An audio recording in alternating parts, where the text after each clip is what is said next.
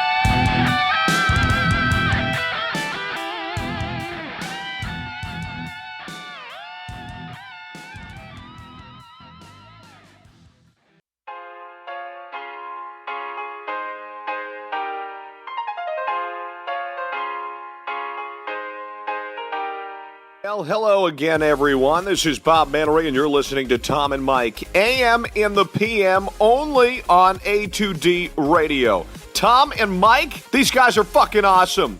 But their side piece, Greg, that guy is a goddamn problem.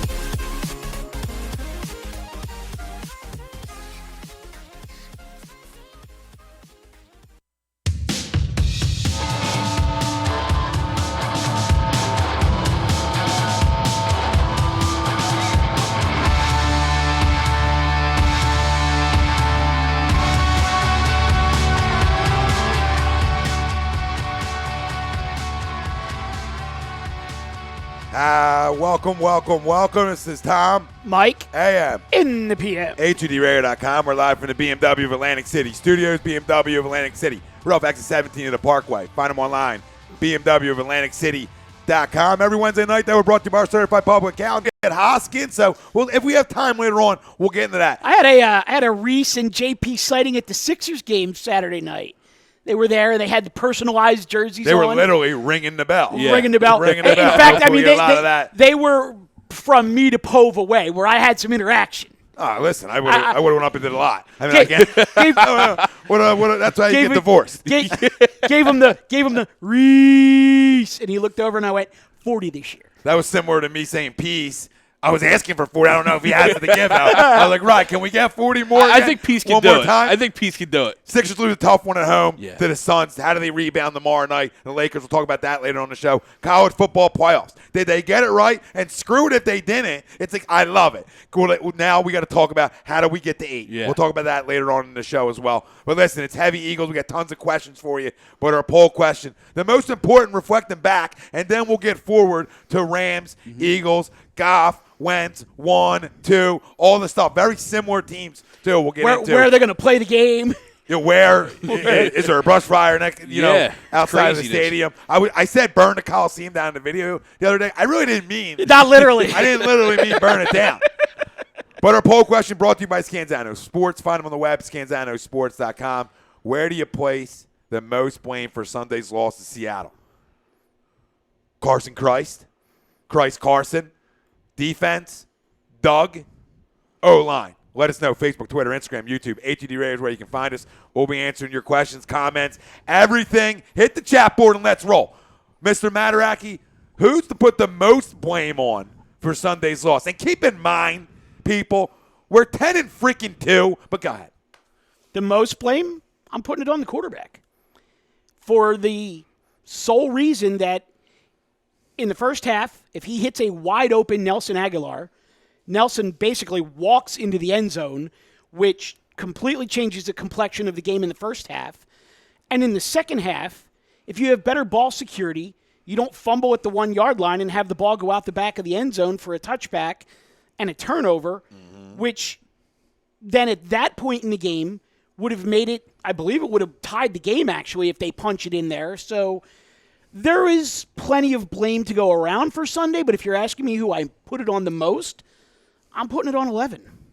Listen, I'll just jump right in because it's 11. It's okay. And it's okay. I said it in the video today. It's okay. We're allowed to criticize. The best quarterback in franchise history, we crushed and crucified. Now all of a sudden, we got to put the kid gloves on when we talk about Carson. Listen, why I love the kid, could he'll bounce back from it. So don't worry about that. This is why my prediction for Sunday, it's going to wow a lot of people. I mean, I'm jacked up, and I think they are too. Okay, but listen, you fumble that football. You miss a wide-open Nelson. That wide-open Nelson changes the game. It opens everything up. I'm tired of people talking about, they didn't stretch the field. They played scared. A, B, C, and D. No, they didn't. That's a 30-yard pass. It needs to be put on the money and might go to the house. That's not playing scared. That's reeling it back in. The only thing I will put on Doug, though, is when you got 4th and 1 there, you go for it because that's the kind of guy you've been. So don't go to a hostile environment and change who you are. Now, listen, people say I'm Mr. Doug. This is me seeing without the goggles. He got that one wrong. Now, the challenge and all that we'll talk about later on, I don't think he got that one wrong. Not that he didn't get it wrong. I just think that's got to come from up top. And whatever happened there, they didn't think because they already lost a spot of the ball earlier on that was clear. They didn't think they were going to get this one. So it's on 11, man. He just didn't get it done. And guess what? Through all that, we were in that football game. Through all of it. The Phantom PI call against Darby that you knew right from jump, this is going to be one of these. You knew it. You knew you were in for a dogfight. People, and I think we didn't give enough credit, and I don't think I did on Sunday, and it was in my head to give credit, but that front seven is one of the best in football. And we went in there as a fan base and act like they're nobody because of no Sherman and Chancellor. But don't forget, Earl Thomas is still back there, too. Yeah. So this defense isn't a shell of themselves. Well, they had That's who they are at home KJ Wright and Bobby Seattle. Wagner. I mean, they're no joke, but I want you to turn the – Sorry, I'm jazzed. No, it's okay. Go ahead. I want you to all your questions. I want you to turn the question over to Mr. Milakovic because I'm waiting to hear a particular answer, and I actually don't think he's going to give it to me, but go ahead. No, you know what my answer is. Of course we do. You're actually, but I do agree. There is a lot of blame, and you could have put in an E, all the above. Because I think our offensive line looked horrendous against that front seven. Agree. Couldn't run the ball enough. Couldn't run the ball. Vaitai was a turnstile that night, and it was the first time all year he really was. And again, environment. I'll give a pass to environment. Agreed. I'm not saying it's okay. And I'm saying that's why you could go D. The defense. There was a lot of things I saw in the defense. Like we didn't tackle very well. We didn't tackle. And there was a little pressure. There was 2 points in the very first series of both sides of the ball where I thought it was going to be a very long night. The first play of the game, Vinny Curry beats the tackle, and Russell Wilson's nowhere to be found because Vinny Curry's thinking about getting a sack and not containing the edge and keeping Russell Wilson in a pocket. And all Russell Wilson did was step aside, bye Vinny, see you later. And I was like, uh-oh. If this is the mentality this defensive line has tonight, we're in for a long night. I don't think their mentality was bad all night. I just think they went against a magician on Sunday night, and that happens sometimes. And then, the guy's just on his game. You already touched on it, 4th and 1. Again, this is the stuff that everyone has praised Doug for all year. In that situation, you go for it. No, yeah, and he did it. Yeah, I agree with that. He did it, and that kind of set the tone on the offensive side. So I'm going to put it on Doug. Again, I think there's a lot of blame to go around, but for everything that everyone has praised him for, the team being ready to play, the second half adjustments, that stuff wasn't there this week. Okay, but let me disagree with you. Okay. All right. He doesn't miss a wide open throw. You're absolutely right. He doesn't have a Phantom PI You're absolutely call. right. He doesn't fumble the ball. I'm not talking about calls. I'm not talking about. I never talk about calls. That call's brutal. Okay. That's not a pro football call ever. Okay. That's in the backyard. But here we go. Hold on. That's in the backyard, and you go get your buddy, right. and you're like, he got me a little bit, and you call it on him. And you call it on him. Here you go, That's the kind of call that was. So I'm not Mr. Blame officials. That's a brutal call. They didn't cost us a football game. We did, and 11 wasn't good enough. Right. It's okay. And you're right. But you're also, when 11's playing great, you're going to give Doug all the credit. So when 11's playing bad, you got to give Doug. I just said what I thought Doug did wrong. But I don't think this team wasn't ready to go. They didn't get it done, Greg. They came out slow again. Hold on, just because you lose a goddamn football game in the NFL doesn't mean you weren't ready to go. They talk about it all week. Is it Doug's fault that this team was resting on 9 straight wins and not practicing well the last 3 weeks? Because not only the players say that, and your captain talked about that, your coach talked about that. So that's a collective. These are grown men, too. Yeah. And now. But it all falls on the top guy. And I agree.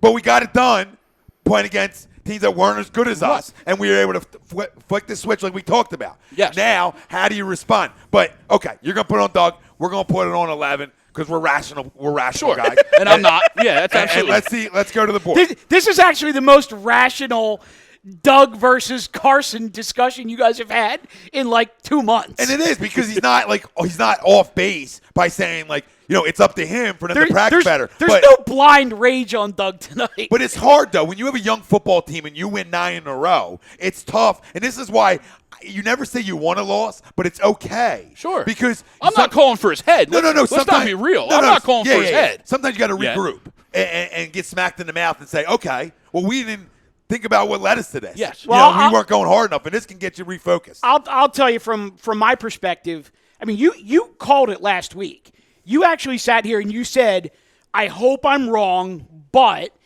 and you took Seattle for a lot of the reasons that we're talking about. A couple weeks ago, we sat here and I said, they're going on the road for 3 straight. 2 of them are out on the West Coast. I expect them to go 1-1 out West. And then they absolutely demolished the Bears, and my homerism kicked in. So, whereas my mind was telling me last week, and I put it out there on the table a bunch. I mean, I said, Seattle's the toughest place to play in the NFL. They were 42-8 in their last 50 home games. Seattle was the pick, and I didn't do it. So now what does that mean? Seattle was the pick. What does that mean this week? It means the flip side of my 1-1 West Coast trip needs to come to fruition.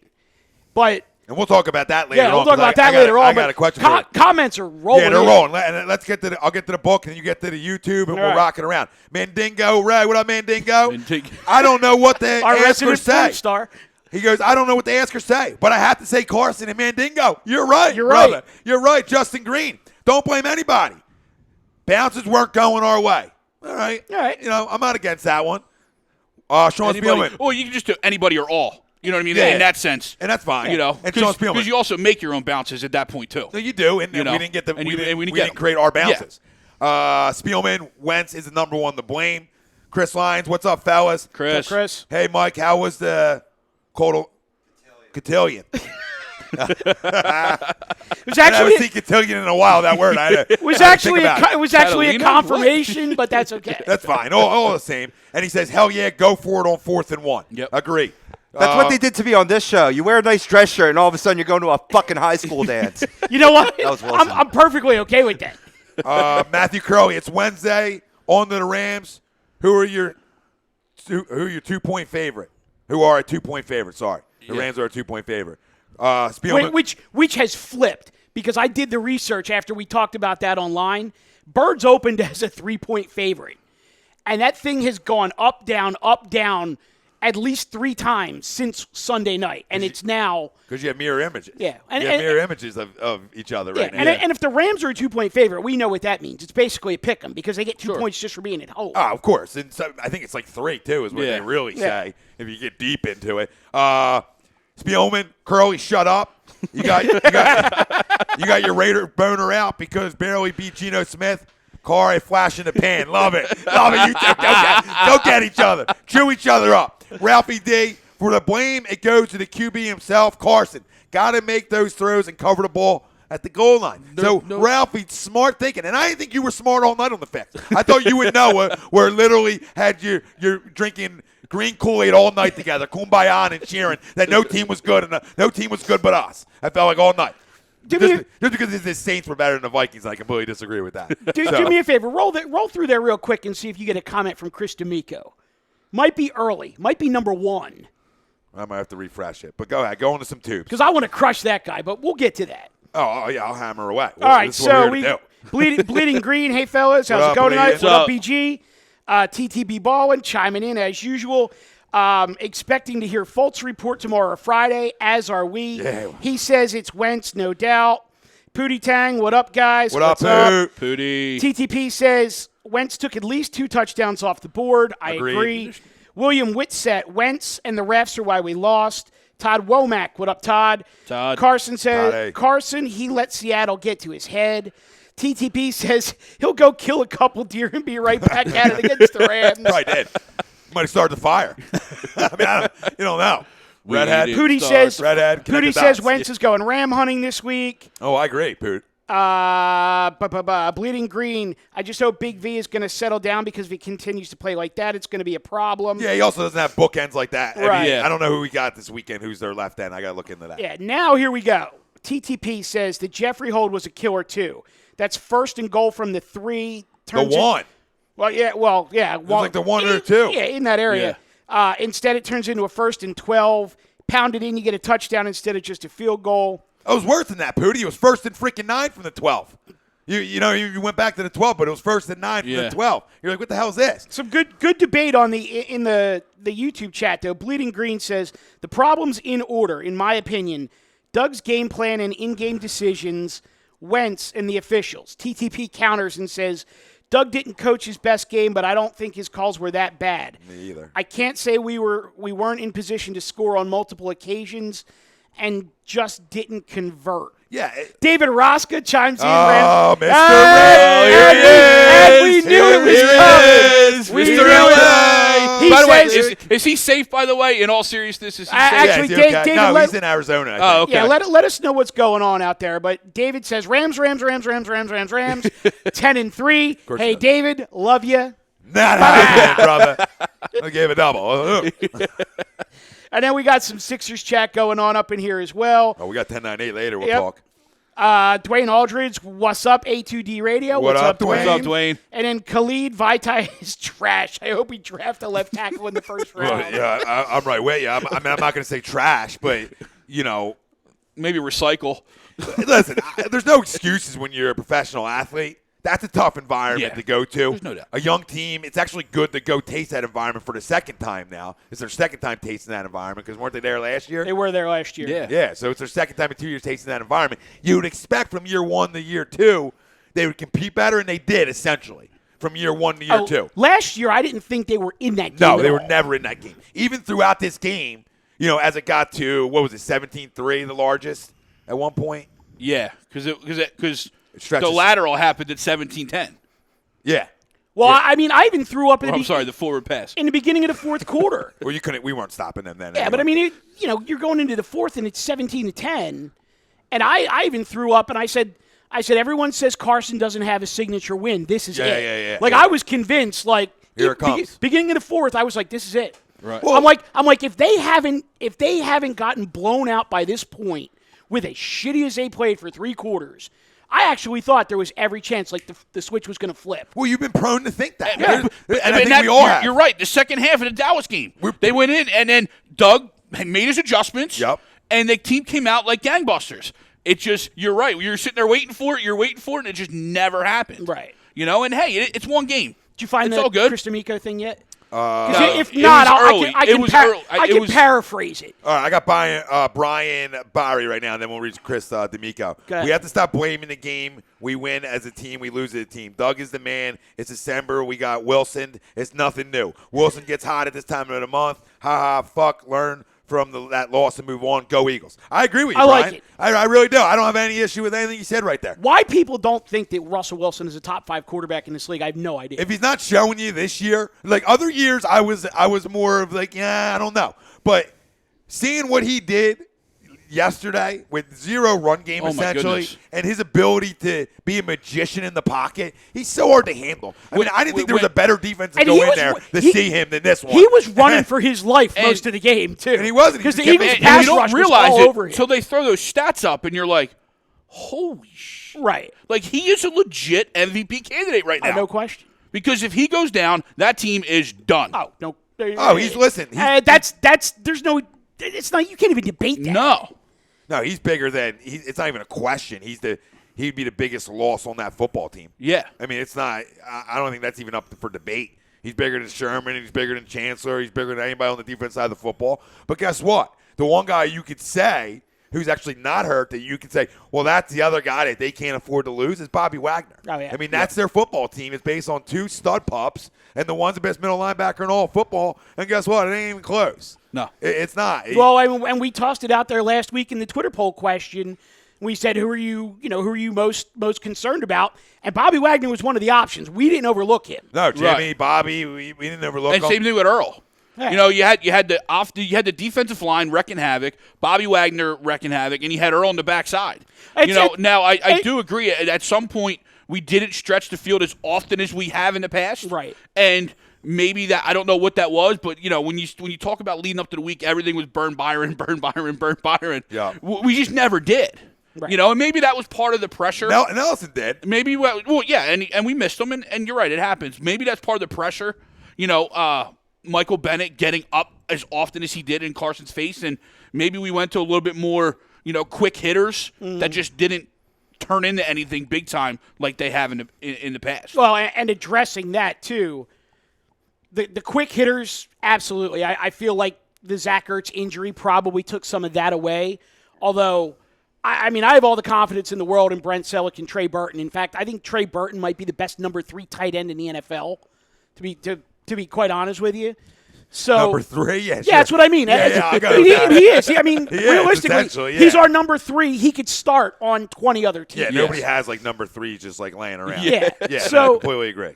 But I think two of the things that really hurt, and I don't necessarily want to say in terms of quick hitters, but the short game was the screen that Jay Ajayi dropped when he had an absolute convoy in front of him. Can't catch a fucking cold. And then the 4th down screen pass where the rush just got onto Carson so quick, he had to dump it over the top, wound up going over Barner's head, and if Barner makes that catch, he's got the entire left sideline. And you're right, but I'll question Deuce on this. Why the hell was Kenyon Barner in the game at that point? I understand it's a rotation. And I understand it's a rotation, but 4th down, I want somebody else in that game. I don't care if it is Blunt, Jai, or Clement. Anybody, it can't be Barner. It cannot be Kenyon Barner. I'd rather have Smallwood. Well, I'd rather have, You're right. Kenyon Barner is over Smallwood because he can do the other things. Right. Punt returns and that. Yeah. That's really why. The punt return game is But why he's in that game is beyond me at that point.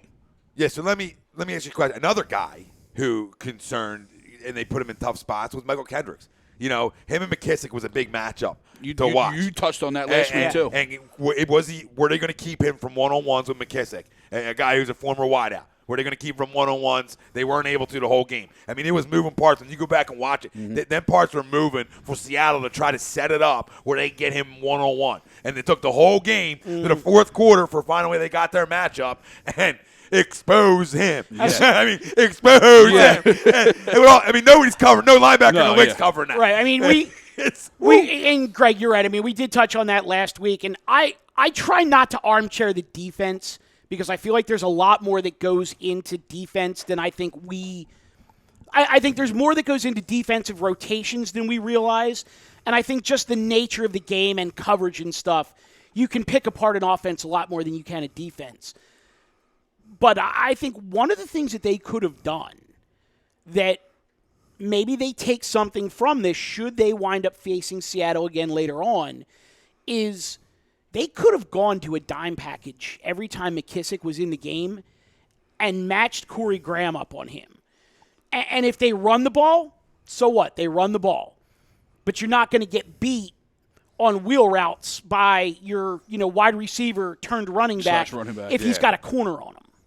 No, I also think they could have spied Wilson a little more, but they made a conscious decision not to. They figured their front four could handle him. And they did for the most part. They kept him on the football field, from running. They kept him from running, essentially, for the most part. Something I was listening. I watched the post-game show. Right. And something Seth Joyner said, and that he said something, right? No, he actually did. Good to have him. Good to have you, Seth. But that first play with Vinny Curry summed it up, and he goes, when you're playing a quarterback like that, there are some plays where you're as the end or you're that edge guy that you have to take yourself out of it and be the team guy and hold that edge. Right. Regardless of what your eyes and your motor tells you, you have to hold that edge for your team. And something you're pressed on all week, talked about all week, yes. in their game and plan. then, and it didn't happen often, but that first, like I said, that first play when it happened, I'm like. Well, isn't that when it gets you, though, brother? Like when you're thinking about not going off sides, too? The snap count, and then you jump. And you know what I mean? And then, defensive line, and all week. I got to hold. You're being told contain. And the first play, you don't contain, but it's in your head to contain. Well, you don't contain because you got a free run, but then he's gone. Yeah, and I get passes, man. I get past the D linemen when they go up against Russell Wilson. It's just not fair. And throughout the week, talking to guys about the Doug thing. It was the first time where I actually looked on that 4th and 1 and agreed. I was talking to Mike Scans about, and he was like, this is one thing I don't agree with you on. But I didn't say I had a problem with anything about going or not going. But I actually agree with what he said. You got to go there. You've been doing it all year. You've been doing it all year. And that's the only issue I have with that part of the game. We have our issues with Carson. So we look back on that football game again. We still could have won through everything, but I want to move on a little bit. I want to move on to the Rams. Before you move on to the Rams, Bill Belichick. We still got a ton of comments here, but I want to ask you guys: do either of you guys have a problem with him not challenging the lateral? Absolutely. Because I don't actually. I don't, man. And I'll tell you why. I do and don't. Number one, I do and don't. They already had a challenge go against him that very, very clearly should have been overturned. And I'm starting to think that there's instances where they won't come back and say that the call on the field has been confirmed because they don't want to admit to calling something on the field wrong, but they'll say that the call stands because they can't quite tell whether it should be overturned or not. It was the first down to Torrey Smith. Which is bullshit. It was a yard and a half. A yard and a half difference. You don't see that. No, that replay that they did not overturn was so blatantly wrong. I think Doug got a little gun-shy on the challenges, and especially in that case, they're in the second half. Contain.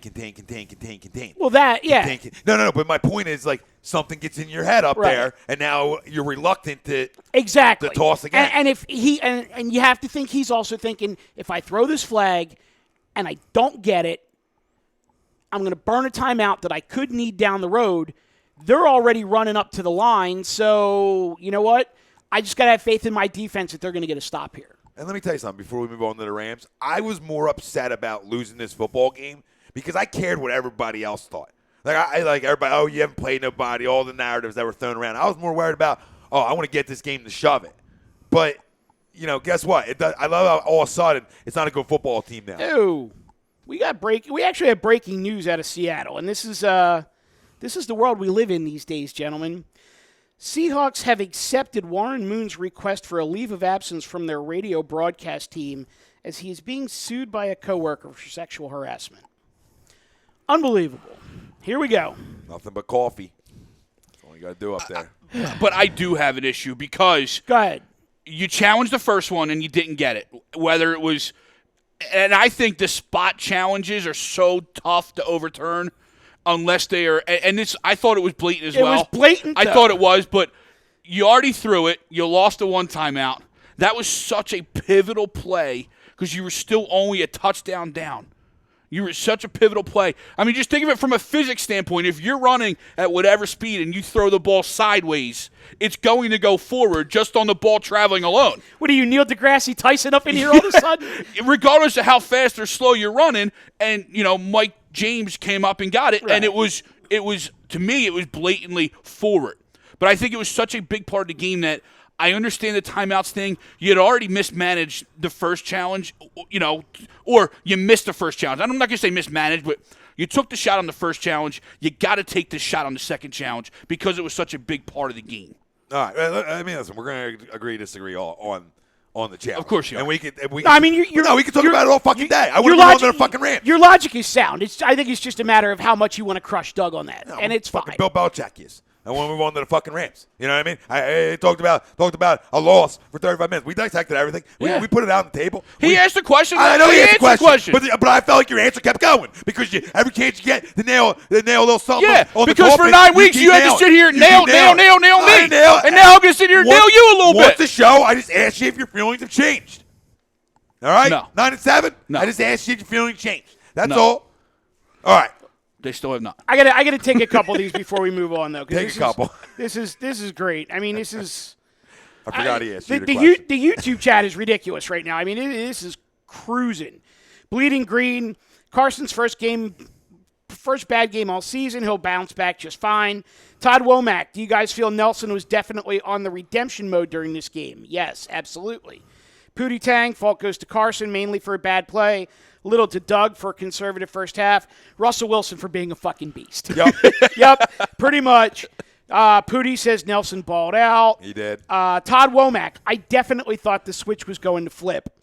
Khalid, I'm so angry that we lost, like legit I was screaming on Sunday. Right with you, brother. Steelers fan 86K. Wentz is to blame. Too many critical mistakes that could have put points on the board. Agreed.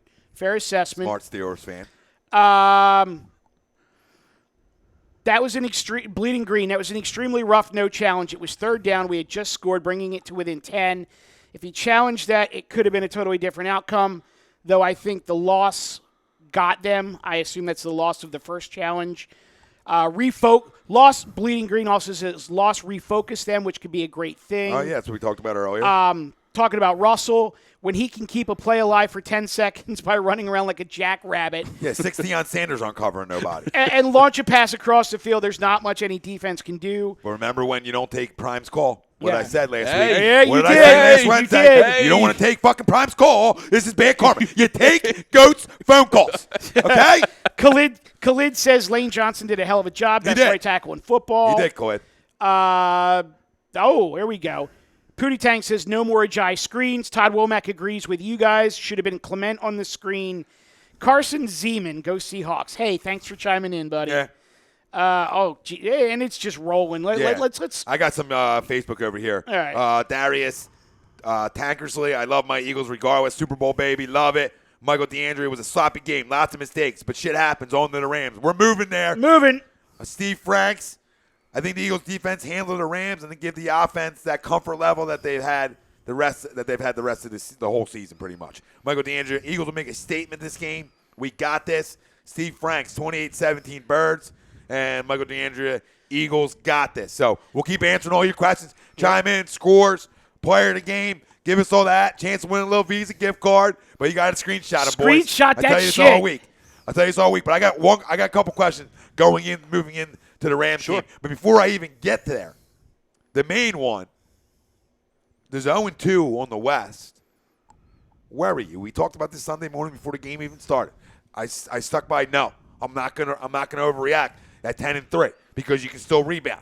Now, it may be a little concerned. It depends how the game goes. But am I overly worried? No, I won't be overly worried yet. Okay? But I want your guys' opinion. If you came back, God forbid, 0-2 on the West, how concerned are you? Levels 1 out of 10. 10, obviously, you're jumping Waltz. Go ahead. You take it. You're jumping Walt to bet. Walt to bet. Well, or bend the wall. Whatever more comfortable.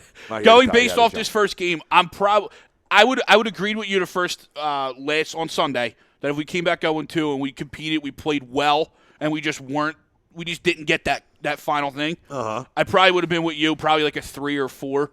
But the way we played in Seattle, I didn't like the way we played as a group. All right. So if we end up losing in the same similar fashion, I'm probably about like a 6 or a 7. Oh, on your panic meter, Mike. Just because that's 2 bad games in a row against 2 very good teams. I got so you. I actually think this is where not coming home from the West Coast does them an absolute world of good, though. Oh, huge fan. Because this is like mini training camp for a week out there on the West Coast. Minimal distractions. Don't have to worry about the families. 80 degrees. Don't have to worry about the media in Philadelphia. 80 degrees.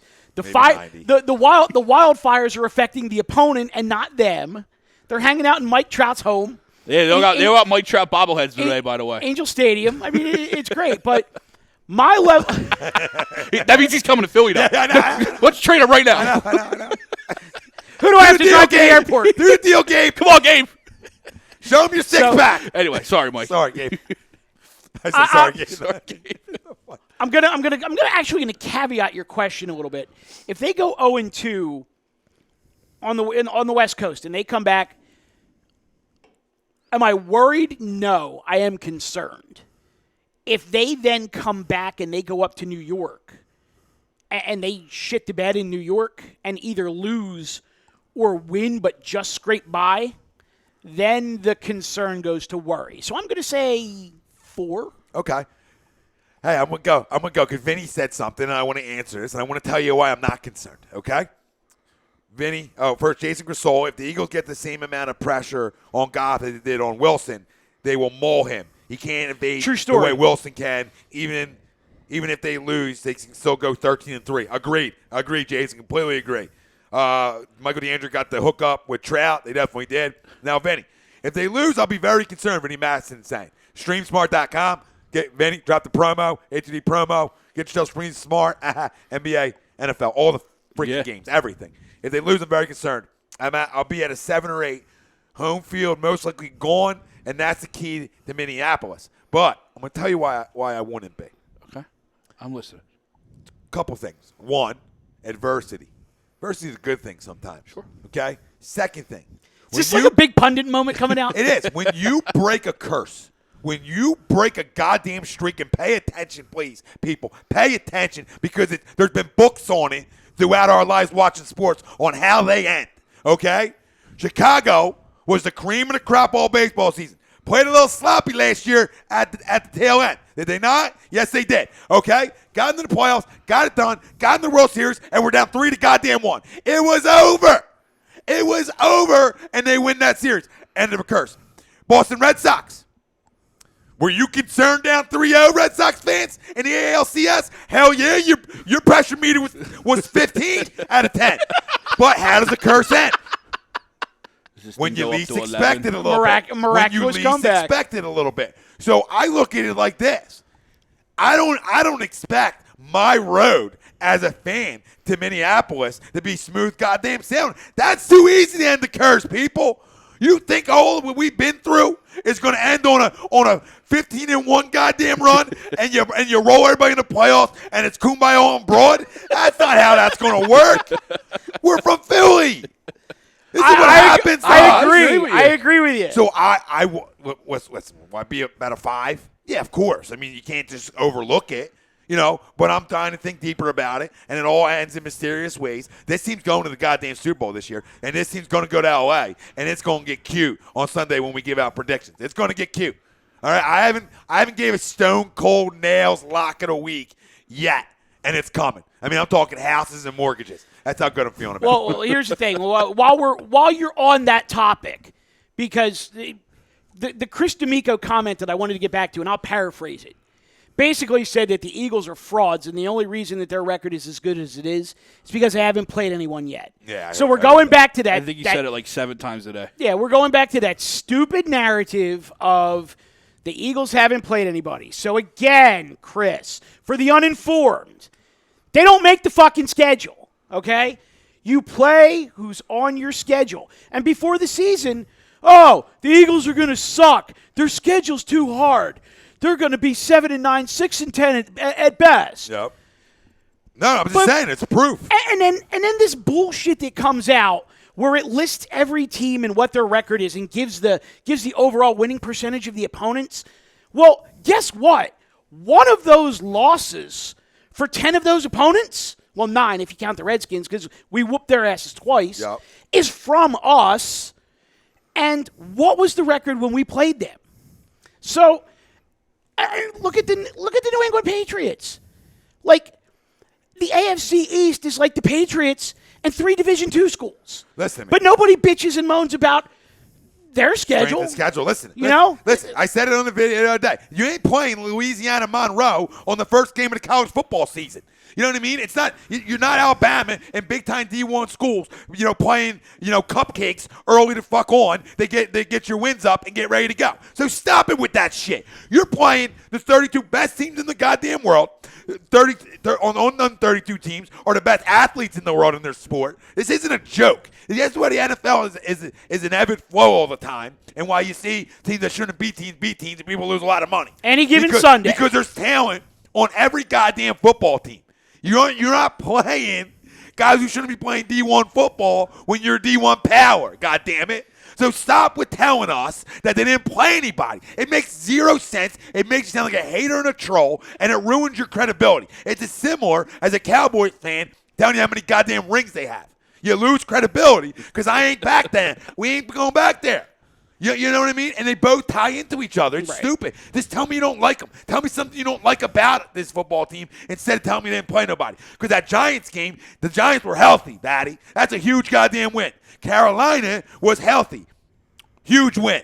The Redskins, both games, especially week 1 when they were healthy, is a monster win. So don't tell me they didn't play anybody. Shit. Okay, I'm good. And the Chargers game looks a lot better now. Absolutely. Because they're about to win the NFC or AFC West. And even when we played them, they were competitive with everybody. Right. Remember? And then then people want to say, well, the Chiefs were frauds. Well, guess what? The week we played them, they weren't frauds. they had just absolutely boat raced the Patriots the week before. Yeah. So the Patriots frauds because that's their toughest game. I mean, who'd they play? So, but I don't care who they play because they boat race, and that's the point. Good football teams, when they play teams underneath of them, they boat race. However it looks, if it starts out slow or whatever, the end result is what matters. Now, if you're squeaking by in your Pittsburgh Steelers teams, then they should have more question marks about their football team, essentially, because they play down the competition all the time. For sure. So is there issues on this football team? Is it all, hunky-dory? No. We got a left tackle that needs to play better. Okay, we got a quarterback who's got to re-lock in now and refocus, and I believe he will. Okay, and we have a defense that needs to realize what Jason said too is now you can go get this weekend. You can go eat again, boys. Go chew. Dinner time. Jason saw it's 13-3 regardless. He says if they win and get to 11-2, they still go 13-3. So he still has them at 13-3, and I don't think that's wrong. James Gibson, what up, James? What's up, Gibson Jim? Mayer LLC. Find him on the web. GibsonMayer.com. Go 0-2, and there's trouble in Eaglesville. Need to win these games. get off the bridge, Jim. Damn it! I thought I pulled you back earlier. Maybe there's truth. The Eagles have not played anybody. Oh, so Jim's jumping. Come on, Jim. Don't you do it. Maron. Carolina, Jason says. Carolina beat New England. We beat Carolina. We're better than New England if you want to go that route. Yeah, LOL. Yeah. Well, you know what? Corrales. Hold on, because I want to drop this on the Dallas fans too. Sorry, Robbie.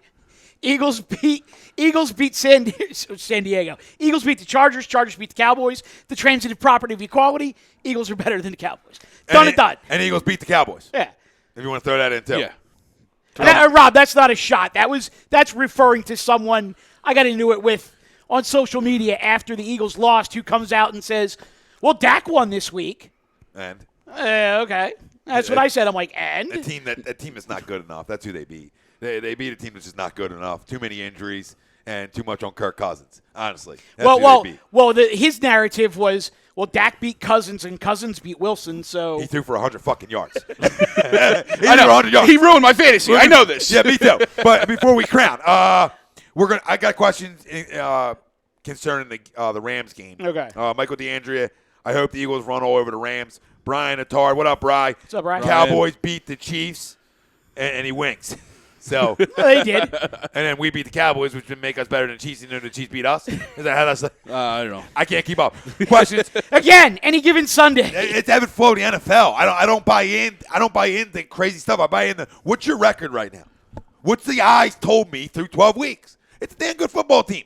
Okay? Didn't play well Sunday night. That's facts. There's plenty to go around. 11 deserved blame for Sunday. Okay? Doug deserved blame for not going on the 4th and 1. So there's blame to go around. This football team as a whole deserves some blame.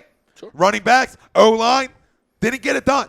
So let's see how they rebound. But speaking of rebounding, Zach Ertz, what's your concern right now? He's in concussion protocol. Doug said today, he's in meetings. He's doing well. I mean, that's all you're going to get on a Wednesday. You'll find out a little bit more tomorrow. But, you're concerned. Does he play, in your opinion? I would actually sit him, honestly, for a couple of reasons. Because you're 10-2. Well, you're 10-2, and number one, I'm one of these guys that I don't ever want to rush a guy through concussion protocol. I would rather them come back and be ready to go than pass protocol, take another shot, and then wind up going right back out again. Yeah. But I mentioned it earlier. I got all the confidence in the world in Brent Selleck and Trey Burton. I think you could very easily use Selleck as your blocking tight end, Burton as your pass-catching tight end, and not skip a beat in this offense. Might be more physical. And yes, absolutely, might be a little more physical. But here's the thing. For me, the key to this game against the Rams isn't going to be throwing the ball. It's going to be running the ball. Mm-hmm. The Rams have a decent secondary and a decent pass rush, but they can't stop the run to save their lives. I mean, we've seen teams just gash them. I mean, like, big-time and not good teams either gash them for big, huge yardage. So I'm looking for big games out of Jay Ajayi, out of LeGarrette Blount, out of Corey Clement. We better not see goddamn Kenyon Barner on the field. But I mean, realistically, this could be another game similar to the one where they had against the Chargers, where Carson may only throw for $150, but they may run for $220. No, listen, you got to pound the ball against them. Yeah. And I am concerned about Zach Ertz, but I agree with Mike. I'm in the idea of just not playing him this week unless he gets cleared. You know, if he gets cleared by a doctor and they say he's okay to go, then let him go. You know, You saw the hit that Devontae Adams took and somehow came back the next week. Right. So, you know, you put it in the doctor's hands. You let it go. You know, we're going to dive into the Rams defense in a minute. A little 3-4. Wade Phillips. Yeah. You know, 3-4 is sometimes difficult for quarterbacks to figure out. And they got one of my favorite players in all of football, and that's LaMarcus Joyner, FSU guy. Another freaking safety I wanted. And another free shoe guy. Yeah, but I mean, I'm fine with our safety. You know what I mean? Nobody's mad. But I am a little nervous, and I do agree, especially since I'm on the bye right now in fantasy, so Zach Ertz can sit. But I originally thought this might have been like his third or fourth.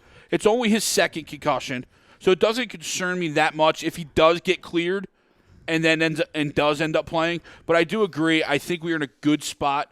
I mean, I think we might skip a beat from a big play standpoint. Agreed. If you're going Selleck and Burton, but I don't think from a stability standpoint we skip a beat. No, I think he catches the ball well. I think he's physical enough. I agree with Mike. I don't think he's a big drop off. But guess what? He's not a big drop off if 11 comes to play. Yes. Right. And nobody's a big drop off. It's all on 11. We talk about Doug and Carson tied at the hip, and one goes as the other goes. And on Sunday, neither one were really going. Right. So, and that's the result you get. Todd Womack will be very interested in the matchup between Ron Darby and Sammy Watkins. No, of course. As will I. It makes perfect sense. And that goes into what is some of the game plan for the upcoming game versus the Rams. And that's what I wanted to ask you guys. Well, Todd also chimed in, though, and he said, also, when we played the Broncos, they were the number one ranked defense, and they're a 3-4. So they are not a Wade Phil. Not a Wade Phil, but there is used to be. There used to be, but there is precedence there. And that's what Jason Gasola said. Did it versus Denver. Brian Attar, make it right. They should be thinking long-term playoffs with Ertz, even if he could cost them this game. Goal is winning in February, not necessarily now. Ertz crucial in postseason. Agreed. Completely agree, brother. You know, and you look at their defense, and who do you look to attack? You're right. I mean, you got your Michael Brockers, your Aaron Donald on your line. I mean, they're your two bookends in the 3-4 set. You know, Barron. That's a Bama linebacker. You know what you're getting there. Well, no, it's actually a Bama safety that converted the linebacker. Converted the linebacker, which makes it even more. But see, makes their defense even faster. But see, now here's the thing, though. They have named players, so why can't they stop the run? Like, what? I don't know. What's the problem? Ogletree's, in my opinion, a damn good linebacker in this league. I don't know why they can't stop the run. You got Quinn as the other outside backer and Barwin. I mean, you have talent all over there. I don't know how other corners tackle. You know, Johnson and Webster. I don't know a whole lot about Johnson and Webster like I do Joyner. So it's going to be interesting to see how you attack it. Now, does Robert Woods play for the Rams? Is another question. You know, it looks like he's probably going to play. Again, you'll find out more tomorrow. But that's his guy, and now he's gained some chemistry with Watkins. But I think people around the area, you know, especially early on when I was listening to the Noah and Ralph go through the Rams, dude, this is the number one offense in football. I mean, don't put your nose up to who you're going to play right now. You know, Goff struggled last year, no question. But this year, the guy's flat out getting it done. So, and here's the thing, though. I mean, they're the number one offense in football because they got Todd Gurley. I mean, we haven't even talked about him yet. But here's the thing. So you have Todd Gurley against the number one ranked run defense in the NFL. Yeah, see how that works? So even if that's a wash, okay, let's say he goes for 50 or 60, but he gets in the end zone once. Well, then it's Goff and his three-headed monster, Robert Woods, Sammy Watkins, and Cooper Kupp against our secondary. Yeah, well, staying defensively, right, with them, you know, their big thing is that they don't give up points. You know, they give up a lot of yards. They're the bend but don't break type of defense. You can pound the ball on them a little bit. I mean, but they're only giving up 18 and a half, and we're giving up 17. So, the real similar teams here. I mean, they average over 30 a game, a little over 30 a game. They're 7th in the league in passing, and they're 14th in the league in rushing yards. I think if Robert Woods does play, I think that does add a different element to that offense, because we saw before he went down, McVay was doing a lot of different things with Woods, putting him in the backfield, motioning him to the backfield, and then sending him back out on a route. And Watkins is your deep threat. Cooper's your Julian Edelman in the middle, and then you got your Woods is just your toy that you just, hey, do whatever you want to do, and let me just joystick you Madden, and then somehow you're not wrong, and then somehow Jared Goff's going to find you. So I think that is a big factor if he does end up playing. Quarterback's still got small hands. Yeah, but he's slinging it this year. He's slinging it. And talking about Mark Barron, he leads their team in tackles too. And where is he? And he leads their team or tied with LaMarcus Joyner for interceptions with 3.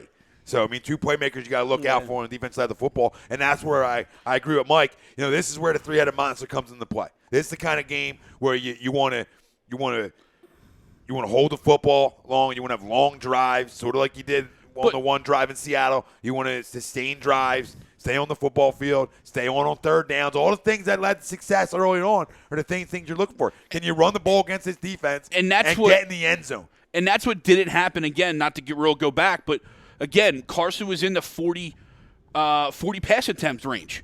We've seen for 9 games that when you're balanced and you're heavy run, this team can run the football. Yeah, but then this kind of game when you get behind. But you weren't ever behind really that big. Enough, Greg, where you felt like you had to throw the football, though. I mean, when they blow your lineup like they did, and they did a great job of it, it's tough to run the ball. So that's where it comes up front. Like, you guys got to do a better job.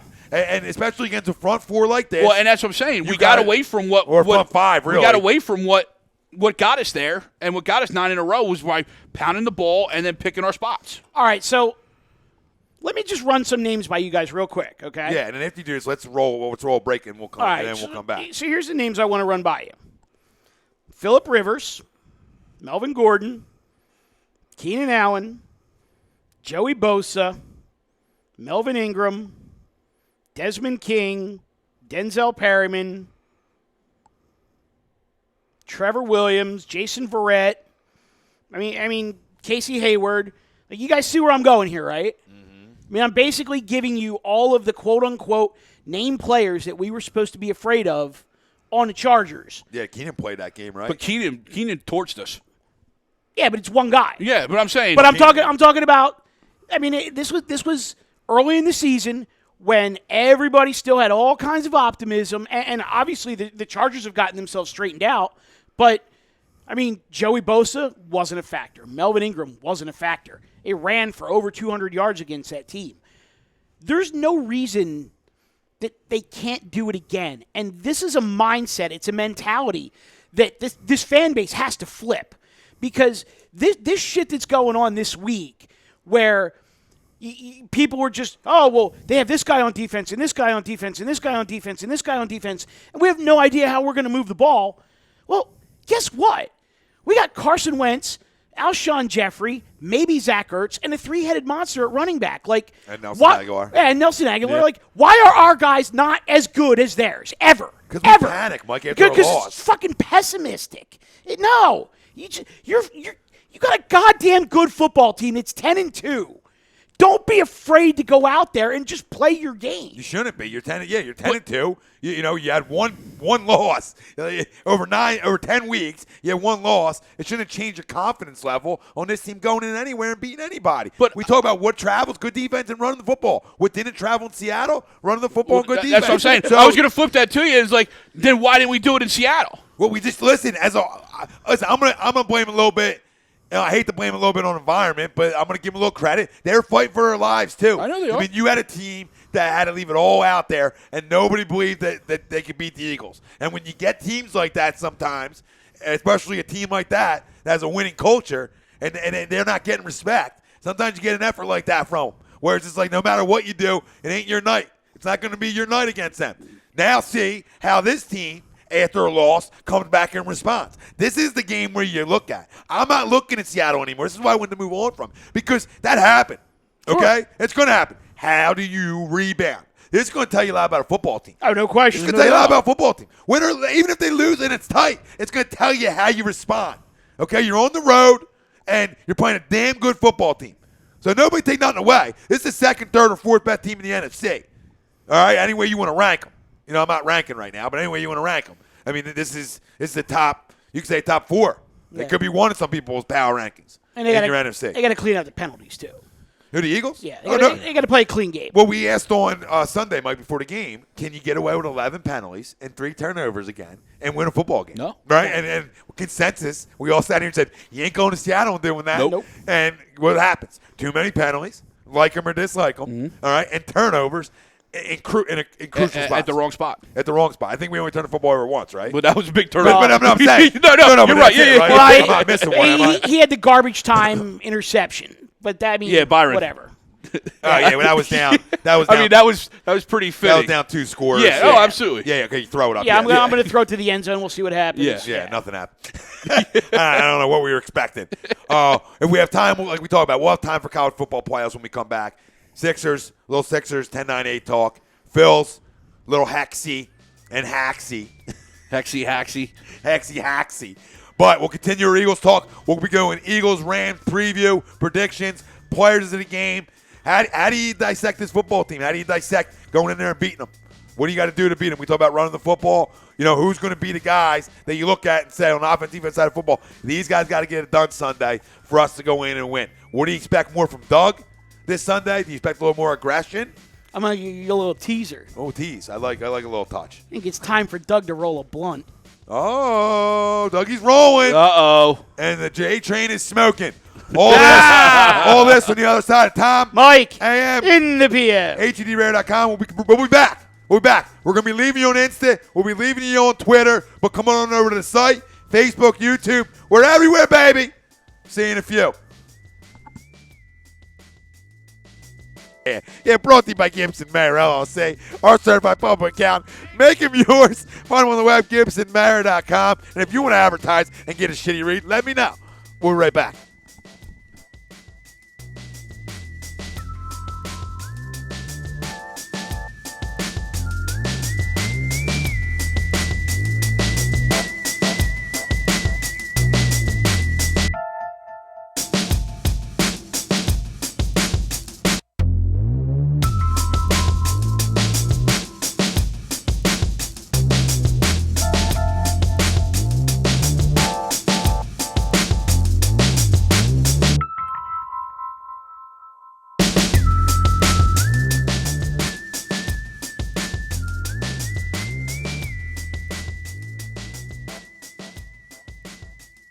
Hi, folks. Bob Mannery here. You're listening to A2D Radio, real sports talk radio for the fans, by the fans, no agenda.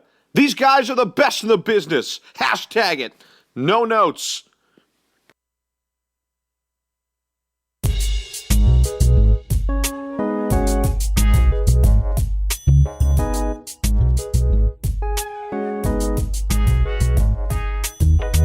Tom and Mike, AM in the PM, is brought to you by Gibson Mayer, LLC, certified public accountants. Gibson Mayer, located in Yardley, PA, is a leading accounting and business consulting firm with a proven track record of handling critical issues with expertise across many different industries, including construction, distribution, hospitality, manufacturing, real estate, service trades, merchandising, professional services, and professional athletes. Give them a call at 215-369-3300. That's 215-369-3300. Your initial consultation is always free, and if you tell them that Mike from Tom and Mike AM in the PM sent you, you'll receive 15% off all income tax services completed by February 15th. That's Gibson Mayer, LLC, certified public accountants. 215-369-3300. Or visit them on the web at www.gibsonmayer.com. That's www.gibsonmayer.com.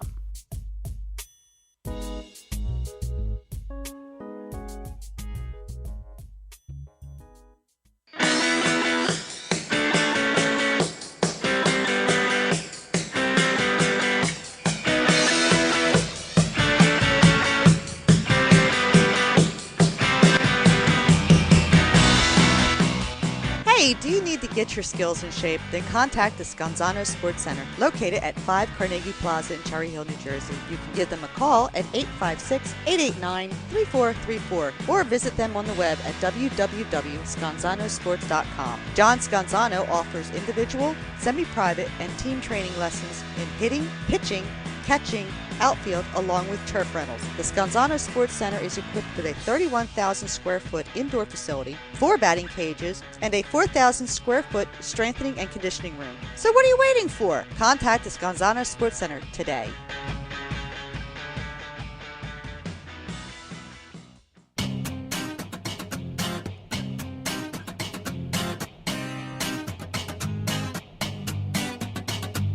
A2DRadio.com is proudly sponsored by Gibson Mayer LLC Certified Public Accountants. Gibson Mayer, located in Yardley, PA, is a leading accounting and business consulting firm with a proven track record of handling critical issues with expertise across many different industries, including construction, distribution, hospitality, manufacturing, real estate, service trades, merchandising, professional services, and professional athletes. Give them a call at 215-369-3300. That's 215-369-3300. Your initial consultation is always free, and if you tell them that Tom and Mike from AM and the PM sent you, you'll receive 15% off all income tax services completed by February 15th. That's Gibson Mayer LLC Certified Public Accountants, 215-369-3300, or visit them on the web at www.gibsonmayer.com. That's gibsonmayer.com.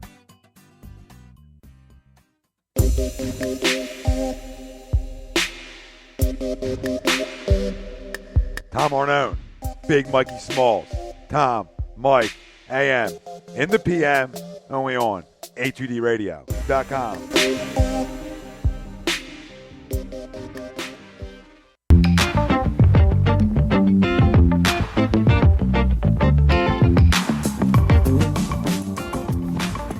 A2DRadio.com is sponsored by the Sports Outlet for all your sporting needs. Located 703 Black Horse Pike in Glendora, New Jersey. Give them a call at 856-939-2030 or email them at sportsoutletnj@comcast.net or visit them on the web at www.sportsoutletinc.com for all your sporting needs. The Sports Outlet.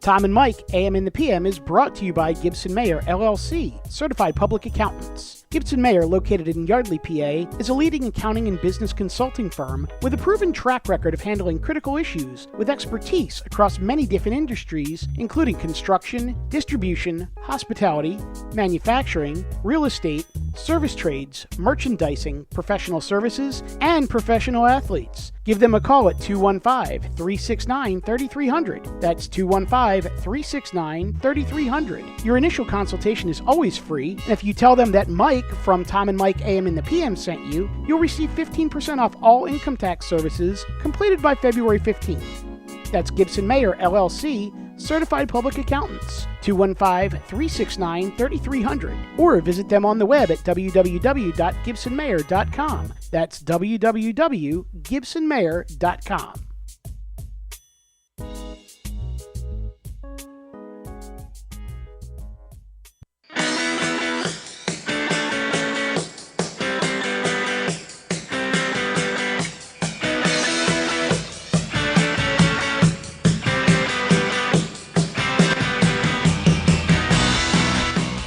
Hey, do you need to get your skills in shape? Then contact the Scanzano Sports Center, located at 5 Carnegie Plaza in Cherry Hill, New Jersey. You can give them a call at 856-889-3434 or visit them on the web at www.scanzanosports.com. John Scanzano offers individual, semi-private, and team training lessons in hitting, pitching, catching, outfield, along with turf rentals. The Scanzano Sports Center is equipped with a 31,000 square foot indoor facility, 4 batting cages, and a 4,000 square foot strengthening and conditioning room. So what are you waiting for? Contact the Scanzano Sports Center today.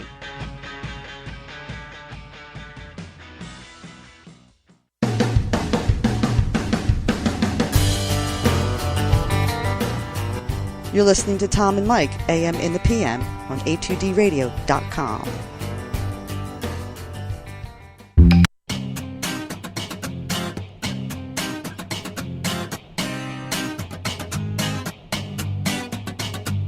A2DRadio.com is proudly sponsored by Gibson Mayer LLC Certified Public Accountants. Gibson Mayer, located in Yardley, PA, is a leading accounting and business consulting firm with a proven track record of handling critical issues with expertise across many different industries, including construction, distribution, hospitality, manufacturing, real estate, service trades, merchandising, professional services, and professional athletes. Give them a call at 215-369-3300. That's 215-369-3300. Your initial consultation is always free, and if you tell them that Tom and Mike from AM and the PM sent you, you'll receive 15% off all income tax services completed by February 15th. That's Gibson Mayer LLC Certified Public Accountants, 215-369-3300, or visit them on the web at www.gibsonmayer.com. That's gibsonmayer.com.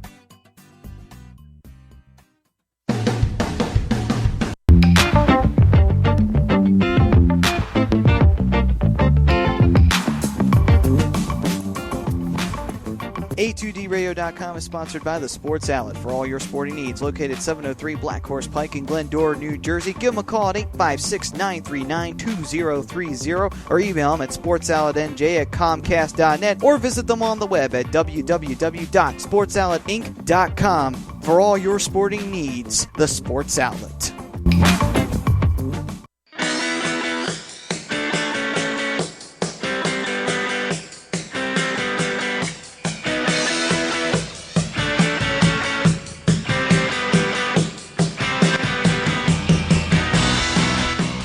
Hey, do you need to get your skills in shape? Then contact the Scanzano Sports Center, located at 5 Carnegie Plaza in Cherry Hill, New Jersey. You can give them a call at 856-889-3434 or visit them on the web at www.scanzanosports.com. John Scanzano offers individual, semi-private, and team training lessons in hitting, pitching, catching, outfield, along with turf rentals. The Scanzano Sports Center is equipped with a 31,000 square foot indoor facility, 4 batting cages, and a 4,000 square foot strengthening and conditioning room. So what are you waiting for? Contact the Scanzano Sports Center today.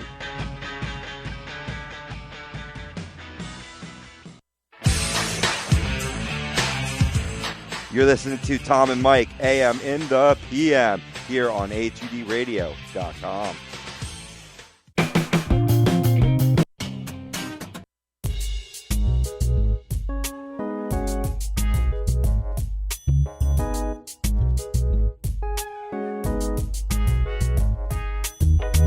Tom and Mike, AM in the PM, is brought to you by Gibson Mayer, LLC, Certified Public Accountants. Gibson Mayer, located in Yardley, PA, is a leading accounting and business consulting firm with a proven track record of handling critical issues with expertise across many different industries, including construction, distribution, hospitality, manufacturing, real estate, service trades, merchandising, professional services, and professional athletes. Give them a call at 215-369-3300. That's 215-369-3300. Your initial consultation is always free, and if you tell them that Mike from Tom and Mike AM in the PM sent you, you'll receive 15% off all income tax services completed by February 15th. That's Gibson Mayer, LLC, Certified Public Accountants, 215-369-3300, or visit them on the web at www.gibsonmayer.com. That's www.gibsonmayer.com.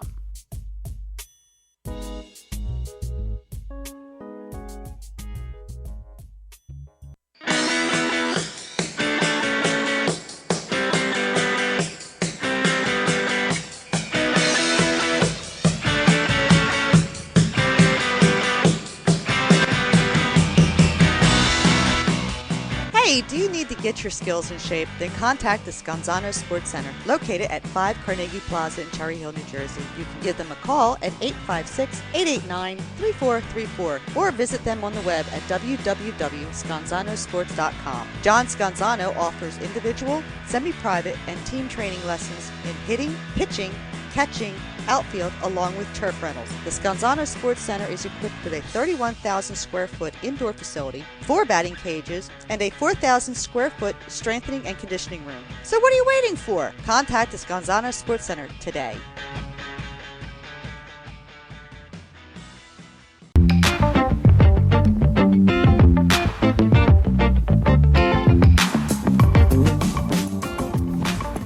A2DRadio.com is sponsored by the Sports Outlet for all your sporting needs. Located 703 Black Horse Pike in Glendora, New Jersey. Give them a call at 856-939-2030 or email them at sportsoutletnj@comcast.net or visit them on the web at www.sportsoutletinc.com for all your sporting needs. The Sports Outlet.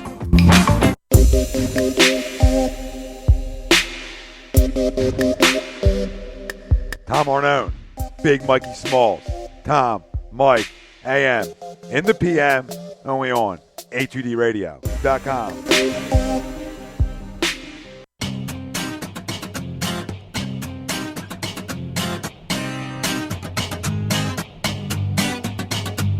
A2DRadio.com is proudly sponsored by Gibson Mayer LLC Certified Public Accountants. Gibson Mayer, located in Yardley, PA, is a leading accounting and business consulting firm with a proven track record of handling critical issues with expertise across many different industries, including construction, distribution, hospitality, manufacturing, real estate, service trades, merchandising, professional services, and professional athletes. Give them a call at 215-369-3300. That's 215-369-3300. Your initial consultation is always free, and if you tell them that Tom and Mike from AM and the PM sent you, you'll receive 15% off all income tax services completed by February 15th.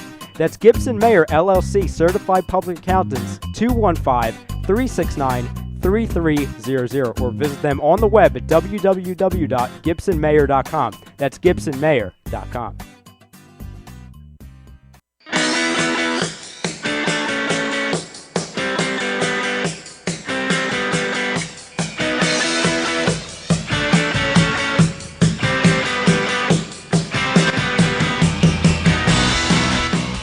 Hey, do you need to get your skills in shape? Then contact the Scanzano Sports Center, located at 5 Carnegie Plaza in Cherry Hill, New Jersey. You can give them a call at 856-889-3434 or visit them on the web at www.scanzanosports.com. John Scanzano offers individual, semi-private, and team training lessons in hitting, pitching, catching, outfield, along with turf rentals. The Scanzano Sports Center is equipped with a 31,000 square foot indoor facility, 4 batting cages, and a 4,000 square foot strengthening and conditioning room. So what are you waiting for? Contact the Scanzano Sports Center today.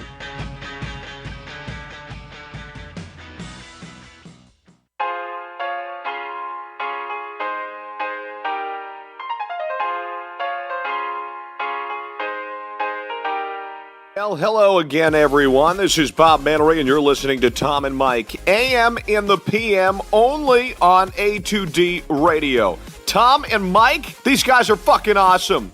But their side piece, Greg, that guy is a goddamn problem.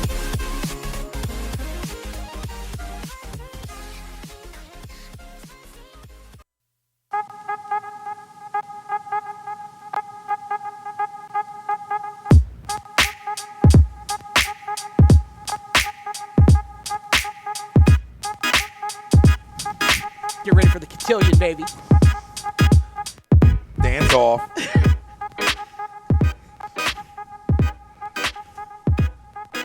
Like a semi-Carlton. Welcome back, Tom. Mike. AM. In the PM. A2DRadio.com. Live from the BMW Atlantic City Studios.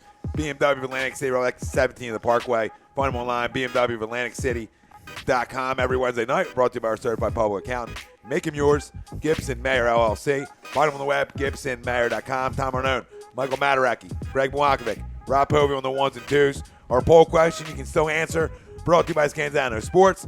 Find him on the web, ScanzanoSports.com. Where do you place the most blame for Sunday's loss to the Seahawks? Carson, defense, Doug, O-line. Let us know Facebook, Twitter, Instagram, YouTube. A2D Radio is where you can find us. And we'll continue our conversation. We'll talk a little Fly Guys later on, Sixers, college football playoffs. But we want to give our score, player of the game, Eagles, Rams. You give us yours, chance to win a Visa gift card. We're here for the people, babe. We're here for the people. But what I was talking about during the break, and I want to talk about it a little bit more, is that, you're in the playoffs right now, okay? So everybody relax. You're essentially in the dance, okay? If somebody told you before the season you were going 13-3, you were going to blow somebody, all right? So just relax, okay? Or I might have had him checked. Yeah. I mean, I was like 11-5, like, whoa. You know what I mean? People were like looking at me, double looking. So the point is that now you want to see how this football team handles adversity and handles different situations. How do they cut down on their penalties, right? How do they clean up some of the things they weren't doing right? How's the O-line get the run game back in order? So these are all the things you just want to see throughout the next few weeks because you're in the dance. It really doesn't matter if you're playing hot down the stretch, poor down the stretch. What matters is in that first-round game, whatever game it is, divisional, wild card, whatever, that first-round game, are you ready to go? And now what you want a young team to do is be put in these spots with some adversity, that everything's not smooth sailing. And I think that's what we got right here, and that's what you look at it Sunday. Do you clean up some of the things, regardless of how the game goes or finishes, the score, okay? Do you clean up some of the things that are going on internally a little bit on the football field? And that's all you're looking for. Carson, execute a little better, right? Maybe now, in a game against the Rams in a different environment, you can audible out of things a little easier too. So all them things become a little bit easier outside of Seattle. Well, and to your point, if they do wind up playing the game in the LA Coliseum, number one, the stadium will be half empty. And number two, of the people that are there, at least half of them, if not more, will be Eagles fans. So, I think the kid will be all right.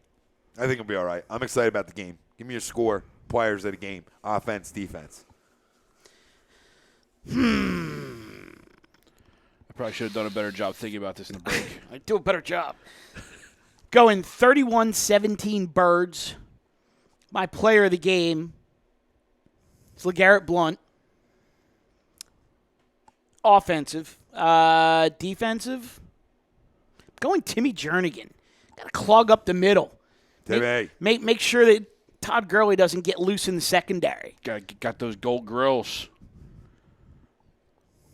So, yeah, I'm going LeGarrette, Timmy Jernigan. 31-17 Birds. 31-17 Birds. Greg? I'm going. I like your 31. All right. I'm going to see your 31. I'm going to go 31-21. Okay. Rams. Offensive So you're just looking at them basically putting up a third touchdown instead of a field goal. Yes. So you and I are very much in line. Yeah. All right, I'm with you. Well, no, I'm going Rams. Whoa. I said Rams. You said 31-21. Rams. I didn't like what I saw on Sunday. I didn't see it. What? I didn't see what I saw for 9 games. I didn't see that killer instinct. I didn't see that. So jump off. I'm not jumping off. You just did. We just talked about it before the break. If we go 0-2, well, I'm going to pick them to go 0-2 because I don't like what I saw on this Sunday. Okay, fair. That's you. Okay. That's you. Yeah. And this makes me even feel better about where I was going the whole time. My offensive player of the game is going to be I think it's no. Small hints? Yeah, Todd Gurley. Okay. And defensive player of the game, Alec Ogletree. All right. I'm going to throw you out the door. Sweetheart, you want me to go buy you some blue and gold on Saturday? Bring it over so you can wear it during the game? No, I have blue. It was my middle school. I have blue and gold at home. Oh, he's fine. He's set up. He's set up fine. You know what? I hope he's like the mush. And it just all flips our way because he picked the Rams. And I'll be that guy. I'm okay. He's fine. Mr. 9-7 himself. He picked the Seahawks last week and it didn't work. 7-9. 7-9, even worse. Sorry, I gave him 2 wins. He did pick the Seahawks last week. Listen, I'm feeling good. I'm feeling good. What I saw Sunday, of course, I mean, if you like it, you're a problem. But I think it's a team that knows that, let's see how we rebound. I think this team will. I do, and I think in a big way. Pootie Tang just said he's jumping off. Who, Greg? Yeah, Greg's done. He was here for a little bit. Now he's gone. It's good to have him for a minute.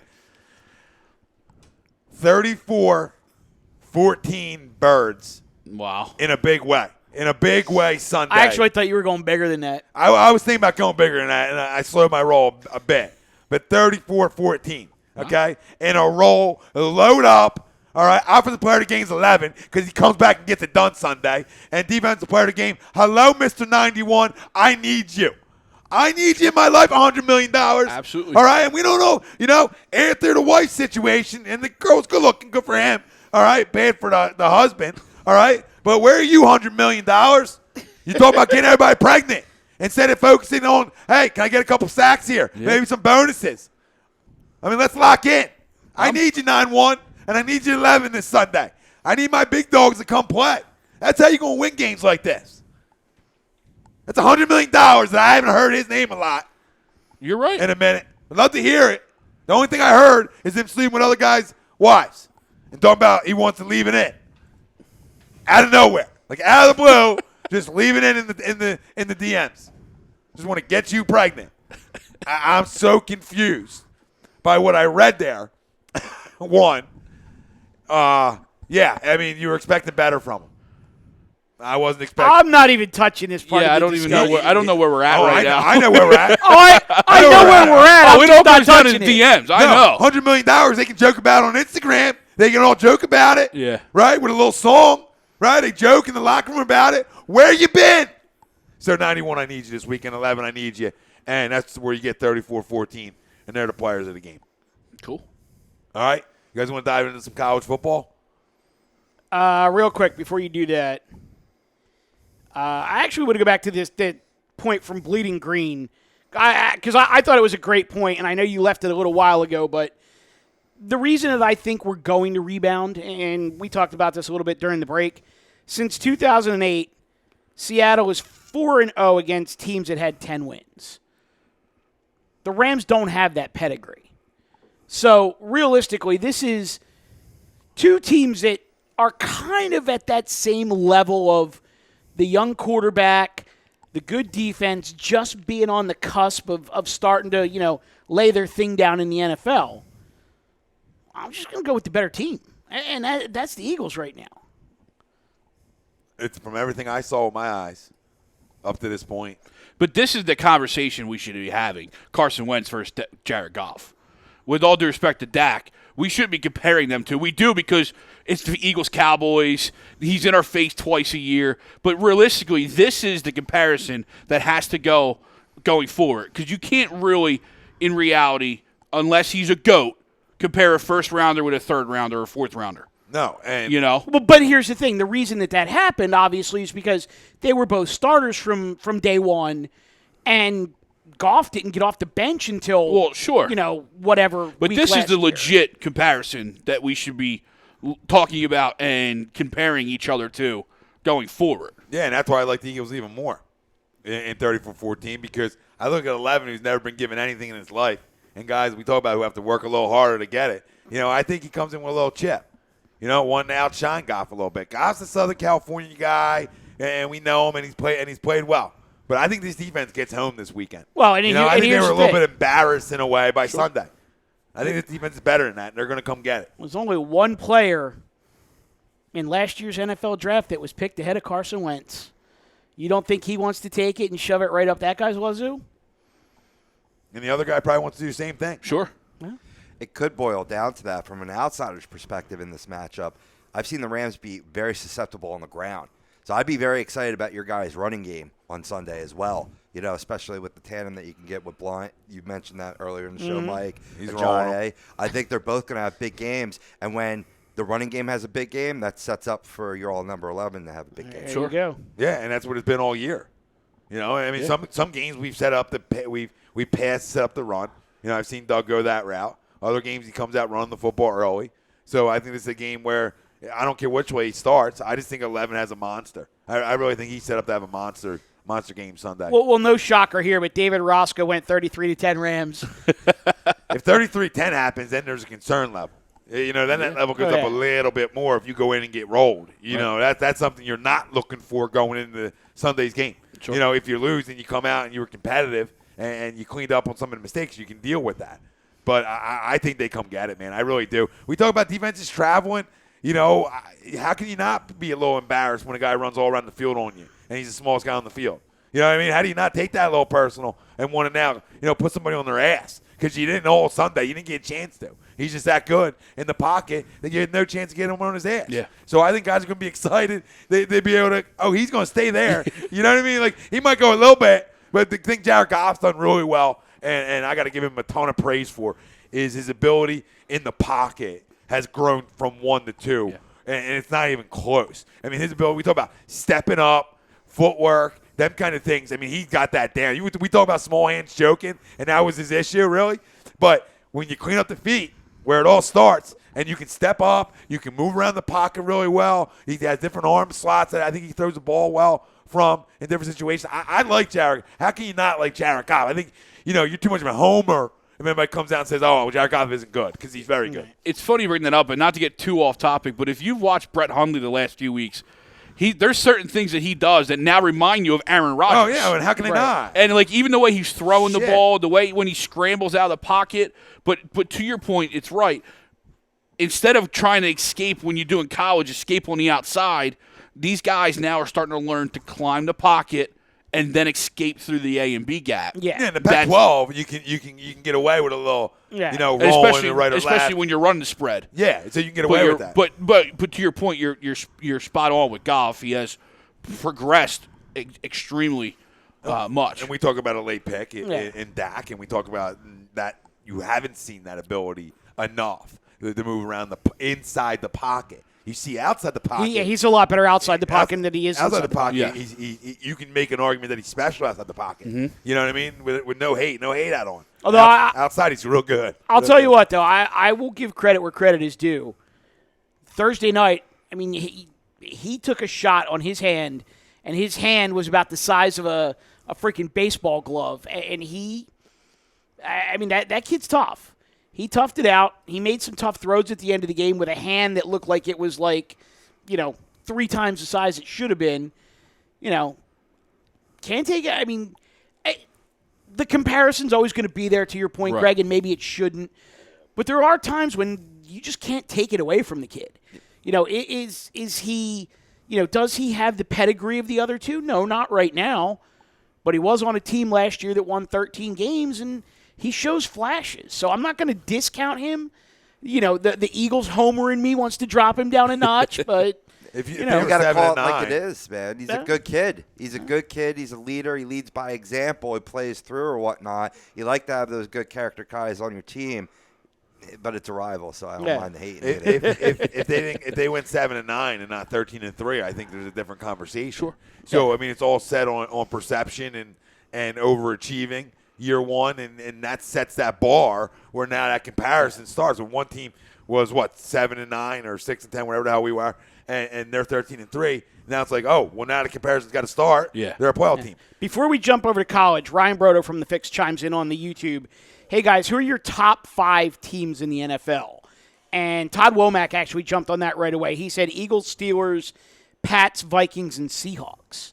So in the NFL? In the NFL. So clearly the Seahawks have jumped up a little bit with that win on Sunday night. In some people's books. I mean, the New England Patriots are number one, and you can't argue that. I mean, they're defending champs. They're rolling. They're doing their thing. To beat the man, you got to beat the man. To me, it's the Pats and 4 NFC teams. Yeah, the Steelers. I agree completely. The Pats are absolutely going to destroy Pittsburgh here in a week. Oh, that's or 2 weeks, whatever. That's a load. That's a bank account. The way they're playing right now, it's just like slide the chips. You don't even know who Pittsburgh is. No, you don't, because they play down. I'm going to continue to say they play down. So, it's simple. Yeah, I'll go. Pittsburgh Steelers play down.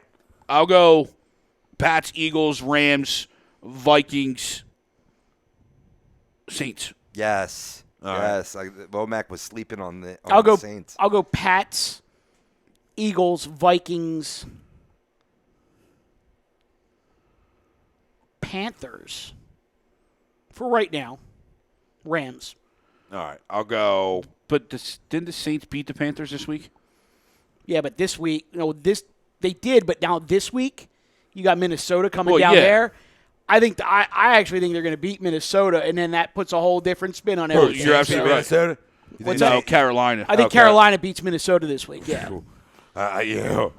In Carolina, listen, if it was in Minnesota, I might flip that. People can get mad at me out there all they want. It's New England. It's Minnesota. It's Philadelphia. They're your top 3 right this second. Yep. If you don't watch that defense fucking play, and that doesn't put fear in your belly or fear somewhere in you, check your pulse. Yep. Really, check it. As a football fan, that's one of the best defenses I've seen get around the football field in the last 10. I mean, they are that freaking fast. At home, they're even quicker. At home, you can't even see guys running around the field. It's zipping. You can't see nothing.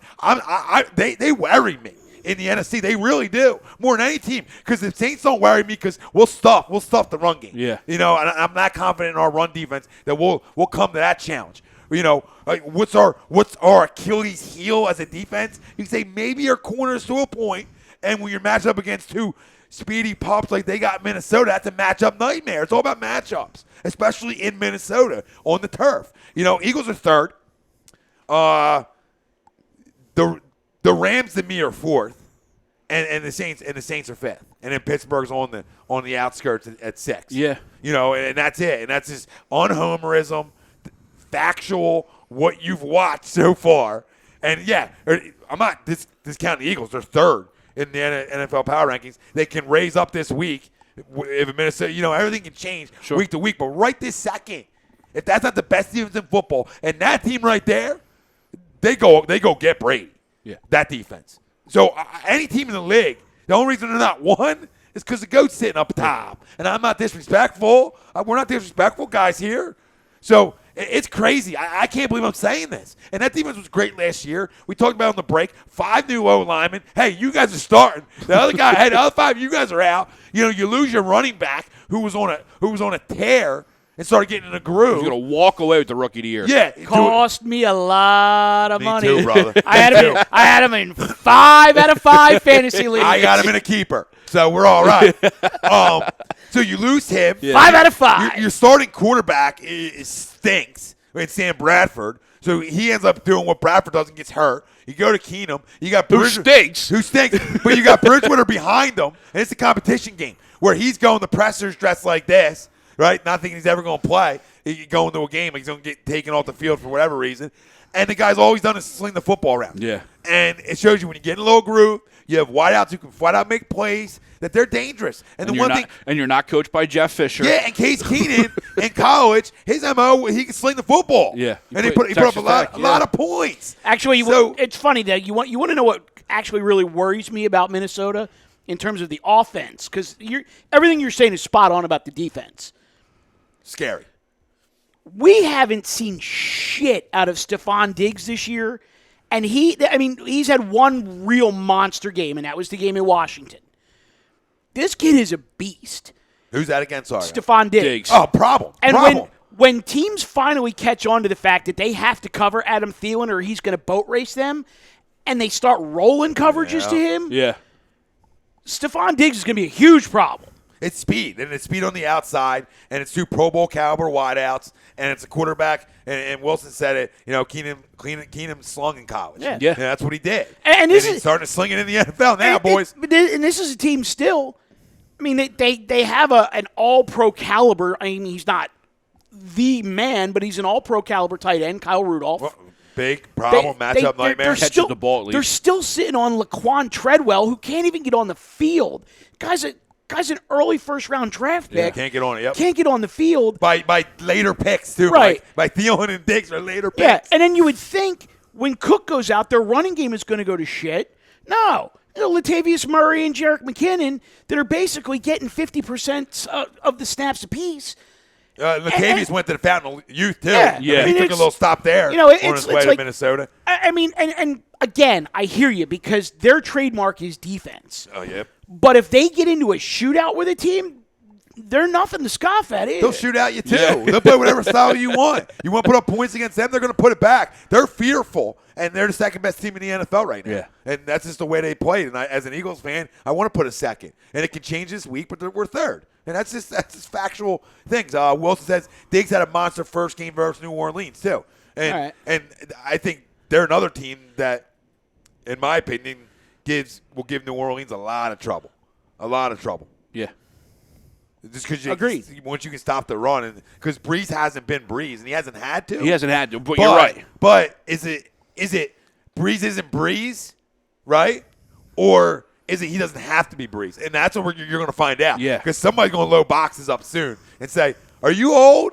Hey, Drill. Can you still do Yes. this? Are you going? Are you going? Well, still? wait, here's the thing. I mean, and let's stay on this for a second because for me, like, if you throw out the names Michael Thomas, Ted Ginn Jr., and Willie Snead, ain't nobody afraid of them. No, Michael Thomas is good, but not fearful. But he doesn't strike fear into the opponent. Kamara and Ingram are your fear. Right. And that's your fear factor when you go into that football game. And I think it's become more Kamara because like you said, we'll load that box, and Mark Ingram, you're not getting through. I'm sorry, you're having a great year, but it's Kamara coming out of the backfield, a.k.a. McKissick. Bro, right. he's Darren Sproles, but better in that offense. Yes. And bigger. Okay? Bigger. And stronger. They can take a hit. And you saw the one on the goal line lowering the shoulder saying, hello. Yeah. You know, I might be 5-0. You're right. But I'm going to come get That's you. a great comparison. And he's just better. A steroided up Darren Sproles. But that's who we had, and that's when Drew and the Saints were so successful and they went to the Super Bowl. They had that. Yep. Then you had then they had the big bruiser. I'm blanking on his name. The running back. Deuce McAllister. Oh yeah, McAllister. Yeah. So you had the power and the lightning. And the lightning back then. So Pretty Boy 21 BB chimes in and he goes, I would argue that Darby is a good matchup against Diggs. Darby isn't that great with bigger receivers, but he has the speed to fly with Diggs. See, that's the thing, though, is I would actually rather put him on Thielen. Honest to God, and this is no bullshit, Adam Thielen gets a bad rap because he's white. This is a sub 4.5 40 guy. He's a freaking problem. He's the fourth best wide receiver in football right now, and that's facts. Mikey the Greek, yo, Arno, what's up, brother? What up, Mikey? Mikey the Greek. We're going to go get it this weekend. Going to get it. Wilson, Minnesota already beat New Orleans, but Kamara is such a monster now. That's true because that wasn't going on there. Right. He says game one. I think we would rate Minnesota, but I would like to play them at home. And my big thing with Minnesota is not that we can't beat them at home because I think we'll beat anybody at home. All right, I just think that's the kind of football team we are at home. I don't want to go there, and I said that for about 4 or 5 weeks now. Unless it's a week later or 2 weeks later. Unless it's 2 weeks later, exactly. Yeah. When they're not there. When they're home. When they're golfing. When they're on the golf course. Whatever. When they're in Orlando playing in the Pro Bowl. Right. Because they're not. Because they're not there. But you know what I'm saying? And I watched them. Yeah. I think it was like 5 weeks ago. Who was the big matchup they had at home? It was the Rams. It was the Rams. 2 weeks ago. Yeah, it was 2 or 3. 2 or 3 weeks, yeah. That was like the final straw I needed to see from Minnesota to say, yo, this is for real. Because that's the best offensive football that went in there. On turf, too. It's not like you're not going outside in 30-degree weather in Minnesota or 20s. Yeah. You're in the friendly confines, and they roll you. They smack you in the mouth at home. It's scary. To Mike's point, imagine if they did still have Dalvin Cook in that. It's a freaking problem. That'd be, or maybe they're not as good. I don't know. I don't know. Sometimes we talk about weird things. Dynamic. Weird things. But, no, I'm not scared of anybody, essentially. That's just the one team in the NFC that defense is like, they can do things and they can get to the quarterback. Well, see, now, Rob, to your point, though. And Eric Kendricks is a problem. It's interesting because I think we got the wrong Kendricks. If they still have Dalvin Cook, I actually feel like that offense is a lot more one-dimensional, and maybe Bradford doesn't get hurt because he's not trying to do too much. Well, let's not forget, if Bradford doesn't get hurt, you still got Sleeves back there slinging it around and turning it over 3 times a game. So, it could honestly, the Cook and Bradford injuries could be the best thing that happened to them offensively because it forced them to diversify their offense. Yeah, you can't second guess it. I mean, things happen for a reason, a progression within the season. Yeah. You get to a point where you're at. Ryan says Patriots, Vikings, Eagles, Rams, Saints. Yeah. Patriots, Vikings, Eagles, Rams, Saints. So he's pretty much in line with. No, it's the same 5 I got. Yeah. Good, smart guy, right? I knew you're smart. I knew you're smart. I just, sometimes you got to say it. Sometimes it's got to be right in front of your fucking face that this guy's a fucking genius too. Because they're that good. I don't want to keep blowing minutes. I can't believe I'm doing it. It's a team that we boat raced in here last year. They had terrible O-line, and I think people are looking backwards instead of forwards that this team is a power right now. And it's because they get speed on the outside. Keenum's got that chemistry going with both of them, too. You talk about Rudolph, who nobody talks about. But bigger than that, we got the wrong Kendricks. Yep. All over their defense are Pro Bowlers. Mike Zimmer is one hell of a football coach, and he's proving that. And that was the Chip Kelly all season. And although I was a proponent of the chipper, when Minnesota got Zimmer, I said that team's going to be a problem in a couple years just because Mike Zimmer was doing things with that Cincinnati defense with a bunch of nobodies. And then when he got some pups up in Minnesota, you knew it was just a matter of time before he built himself an offense. And he did. And obviously they had the day, and they go to Carolina this weekend, and we'll see how that matches up. And who do the Saints got? The Saints got – Saints are tomorrow night. The Falcons. Saints Falcons. So, you're really – it's test time. It's just all this is. Until January, it's just test time. Well, and when you're in the dance. Well, listen to this though. Just this week, okay? So we just talked about the Saints and the Falcons tomorrow night, the Vikings and Panthers on Sunday, Eagles and Rams Sunday, and now Seattle, fresh off of their late Sunday night win, has to go from up here all the way down here to Jacksonville. And Jacksonville is no joke defensively. No, they're not. So my prediction is Seattle's going to get beat up a little bit. Maybe not on the scoreboard, but physically, Seattle's going to get beat up a little bit this week. Oh, yeah, they are. That's another team you don't want to see defensively. Mike of the Greek, I'm thinking the defense shows out after last week. 33-17 Birds. Goff gets that last touchdown in garbage time. Mikey's right with me. I had 34-14 or 34-14, right? Something like that. Yeah, but same factors. Defense comes up. Defense shows up. They're a little bit embarrassed that a magician did some tricks on them Sunday night, and they rebound. And that's what we're shooting for, boys. You need a rebound. And, again, if it's a loss rebound, and you can, depending on how it goes, we'll evaluate after. Okay? Because you can lose, and you can still take a step back, reevaluate the situation, realize you're still 10-3 football team. You control everything still, and the real show doesn't start to January, and fix the little issues. And hopefully this week on the West Coast, like Mike said earlier on, benefits his football team because now you can refocus away from all the distractions and get back to practicing the right way and working the right way hard. So we'll see. We'll see if that pays off. That's a coaching decision and a front office decision to stay there, and I think it pays off for this football team. Yeah. You're with the guys. It's a rebond now. Rebond time. Let's hold hands. We'll walk the strip and shit, and we'll shop. Whatever. Rodeo shit. Yeah, a little Louis. We'll get a little Lou and a baton, and there we go. And we put 34 up on the fucking scoreboard, and we shove it up their ass, and we burn the Coliseum to the goddamn ground. Not literally, okay? In old time terms, we burn. I just recommend if they're staying in L.A., Fat Sal's. Get yourself an East Coast sandwich. Yeah, don't get too many. Little taste of home. Get a little Fat Sal's action going on there. 27-24 Birds.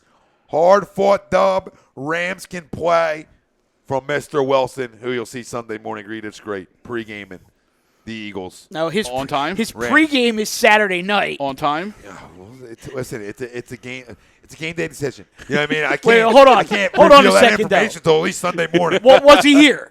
He was here. He did show up. He showed. He was a warrior. I crushed him. Puke and rally. I crushed him. Puke and rally. You leave that man alone. Oh, he did puke. You leave that man alone. He did puke while upstairs, but I did crush him one time because I asked him a question. And he's like, "Yeah, he's good," and that's all he gave me. I'm like, "Are you here?" You leave that man alone. He was struggling, but he got it done. Big Willie got it done, though. That's what pros do. College football playoffs. Did the committee get it right? Yes. That's an easy one. Yes. Yes. Yes, but you could very easily have made an argument for Ohio State.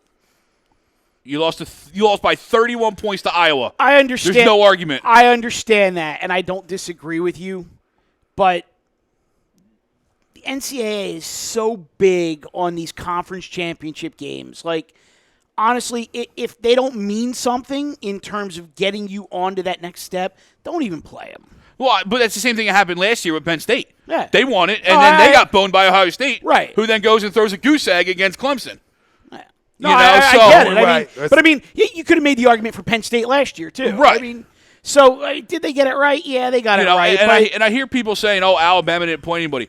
Florida State in week 1 when they're number 3 in the country wasn't anybody. Now, it's like the Eagles. Now, they turned out to be nobody, but when they played them, they were number 3 in the country, and they just demolished them. And they did. It was embarrassing. And it was for FSU. They crossed. But when they played them, they were number 3 in the country. So yeah, do they have any more top 10 wins? No, but when it happened, they're top 4. They're top 4. Absolutely. See, to me, this whole thing Needs to be 8. That's exactly where I was going. I mean, this whole thing just, to me, yes, a couple of years ago when they finally put this in where you would actually play in for a championship, great. It was better than just playing a bunch of bowl games and then having a vote for the champion. Sure. Whatever. But to me, it's got to be 8. I mean, and I understand they're college students and you don't want them playing 17, 18 games. Fine, I get it. But there's no reason that you can't do away with these conference championship games and have the top 8 go in.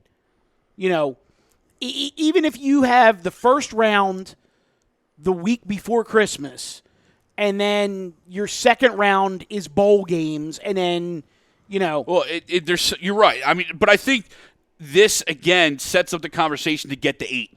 However we get there, it absolutely should. Yes, Ohio State has a beef. Wisconsin has a beef. UCF has a beef. USC. I mean, there's 8 to 10 teams. I'll throw my Homer hat on here. Penn State has a beef. They've had 2 bad quarters all season. Right. So.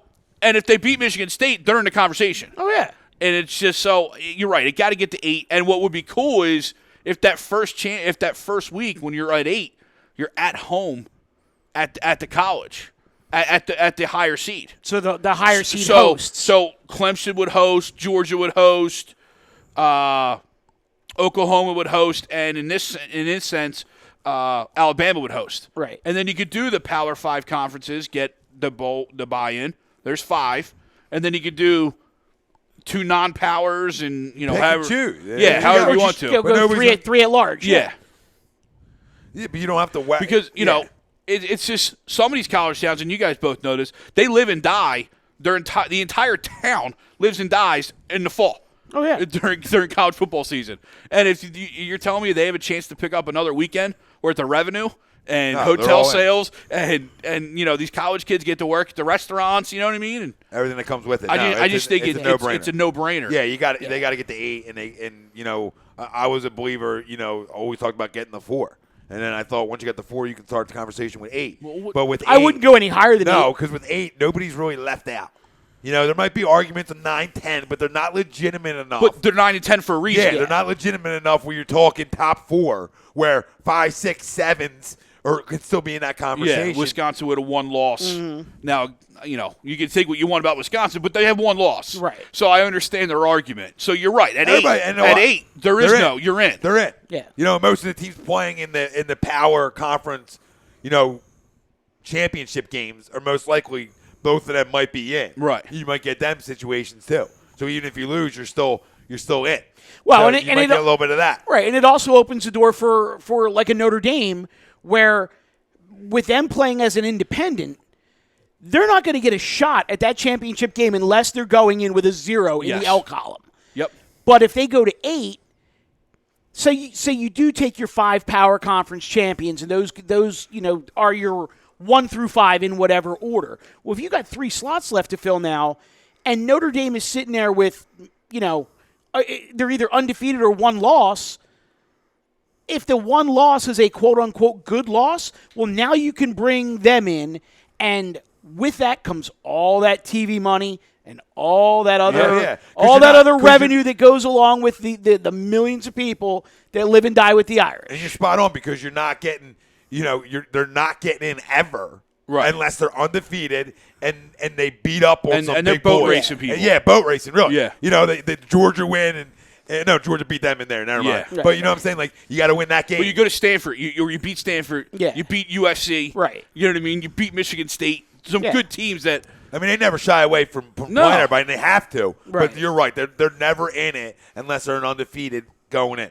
Yep. And they've been in it. And the odds of them being undefeated with the schedule that they play, it's like impossible. You'd rather be in the SEC, essentially. Right. You'd rather be in it. Because at least they know each other for the most part. And it wouldn't be hard because what is D2? What's D2, 8 or is it 10? D2 and D3. I don't know. No, D2 is actually 16. They do actually, it. wait a minute. No, I'm sorry. D2 is actually... Is it 2 sides of 12? No, because what it is it is... Out of my pay grade, boys. It's actually 36. But what happens is the 1 seed in each of the 4 regions gets a bye the first week. So then you basically you have all these matchups, and then there's like, it's weird. Like there's play-ins, then there's matchups. The 1 seeds get a bye, and then this goes here and this goes here. But I mean, to your point though, D2 basically plays a tournament. Right. D3 has a it's tournament. Done. Yeah. It's done. Like the platform is there. Yeah. Why can't the big boys get there? The 8. You're not asking for that. And yeah, we're only getting the 8. Yeah. But what these big boys? Would they get too much money? All these the lower levels do it. Yeah, that's all they're going to do is generate money. You're right. That's all it is. Exactly. You want to make more and more money. You want to even bring in the conversation of giving these athletes some money for these types of games. Yeah. Where there's now maybe some kickback to players. If it's $10,000, I don't know, but something where it helps them financially a little bit. You can start to have that conversation. I'm not saying I'm pro pay student athlete. I'm not saying that at all, because they get a free education that goes with that. They get free food, all that. You know what I mean? They're taken care of. But you know what I'm saying? Yeah. The more you make, then that conversation can really be had. At this point, I am pro, though, not to get off. I'm not pro or against it. I'm just saying in this conversation, I'm not You're saying right. I'm pro or against. But now you're allowing that conversation to happen. Yes. Because you're generating more revenue Especially if you do it at home one weekend. You do it at home one weekend? More, Or shit, you take it to the D2 level? Yeah. Well, now everybody's getting paid. Because now you're playing games. More games. It's funny. Our conversation last week, we were talking a little bit about the Flyers. We were talking about the Untouchables. It's a power play goal, and it's Jordan Wheel. Oh. There we go. Jordan Wheel getting time on the power play. Assists, Coots, and Fraud-Giroux. Yeah, Fraud-Giroux's right. Fraud-Giroux. I would have traded him last week. I actually saw the goal live. Yeah. And it makes me think that maybe you put Wheel on that first line with Couturier and Giroux, and you slide Voracek with Nolan Patrick and Simmons. That could be a line change to maybe get this team going. Couldn't hurt. Will says bowl game money. They would have to name all these games after other bowls. Yeah.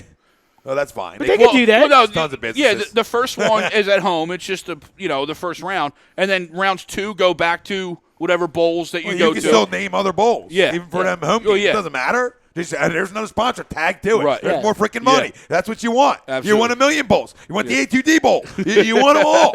There's not a bowl you don't fucking want. You want every business in the goddamn world to have a bowl. Yeah. And that's the level you want to get to, where you generate so much money, where now guys are making $100,000 to go to Bama to play football. You're starting that conversation. I don't even know what the hell we're talking about. We're just talking bowls. It's the Capital One Trojan KY Fletcher Cox. Sweep says D2 has 28 teams in the 28, playoffs. okay. Great show, boys. 12 first-round games, 4 buys. 4 buys. Yeah. Crazy. So Okay. you could you implement that. can mirror that. You could. Just call somebody. And because You think that guy answering this call when a big boy from D1 Powers call down? and that way, How do you do this, buddy? no one's got a beef. UCF, you want to You're in. You're in. Boise State, you think you can do it again? Let's go. You're And in guess too. what'll stop? You know what'll stop? Jumping before the season's officially over. Yeah. Coaches jumping before the season's officially over. It will slow that roll down big time. Yeah. When you're talking about Scott Frost ain't leaving UCF if he knows he's playing in a top 8. Yeah. He ain't leaving yet. I'm not saying he won't leave to go to Right. Nebraska. I'm just saying he's not going until after. So it will slow all that down. You know what where else? guys dodge and dip that on and kids. you know what else it I stops? know is he did it the right way, but Yeah. you know what I'm saying. it also stops the whole, well, I'm not going to risk my NFL career by playing in the bowl game. Now you will. Yeah. Oh, Now oh you yeah. will. If you're a top 8 team, Yeah. oh, you're goddamn right Yeah. you will. Now you will. Because you want that ring, because that ring is going to elevate your draft positioning. Sorry, this can't be true. I got tagged in something on Facebook. Buddy Vinny Polini. The last Browns QB to win a game on Sunday is Johnny Manziel. That is absolutely Re-sign him. Let's go. Re-sign him. Let's then. go. Jesus. On a Sunday. They should draft Baker Mayfield. I'll just say that again. I'll say that one more time. You know what I think it also does, though? I think it Yeah, because that's what you need with them is another white Southern bumpkin hothead, sling it all over the place and run himself into the ground quarterback. Listen, that But they're kid- going to take him anyway, and I like it. I'm telling you, and I'll say it again at nauseum, I don't care if he's 5-0. That's the best quarterback in this draft. Nah, kid's got a lot of talent. Tons. You don't have a completion percentage over 70% for 3 straight years if you're not money. You know what I mean? Yeah. If you're Whoa, hold on, bro. Slow your roll. Pump the brakes for a second.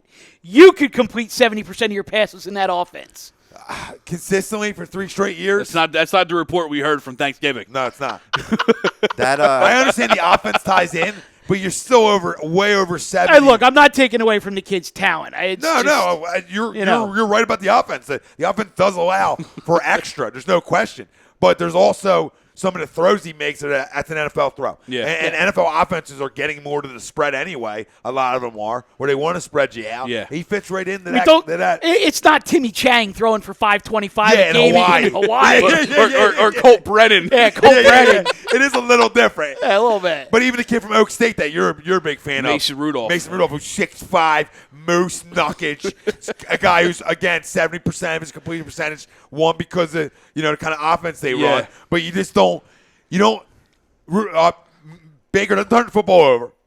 And that's a big thing. So when you're throwing for 40-plus touchdowns and you're throwing 5-6 interceptions and you're throwing that much, and I've seen Sam Darnold play, and play enough right now where he's not, to me, a top 5 pick. That's crazy talk. And Rosen, just stop it. Just go away. You're not. That seems reaching, and that's where you get in trouble. Actually, let me ask Greg a question. How about just draft Lamar Jackson? You do I don't that know. I just want to get you. Did Darnold help his stock at all, though, with the Pac-10 championship? Yes, he did. He did. No. I'm just saying help. No, you're right. Help your stock, yes. Because he made some big-time throws and big-time plays in that game where he was getting, like, that fourth and 2, right? Fourth and 2, yeah. Or even, no, I'm sorry, the one they're backed up in the end zone. Okay, all right. Where he made that throw over the middle as he's getting creamed, that's a big-time throw. I do agree with you, though. I think he has a lot of flaws. But that that Pac-12 championship, guy made a big time throw. Good. He made a couple, but his stock raised. Hey, listen, I know what Vinny's saying. Big 12 plays no day. I get all that. They put up 50 weekly. Okay, you all got pen and paper right now. Write it down. Oklahoma's winning the whole goddamn thing, and they're winning the whole goddamn thing because he's the best quarterback out of the 4, and he's going to put it on you. I'm just telling you how the facts are. Clemson's a better football team.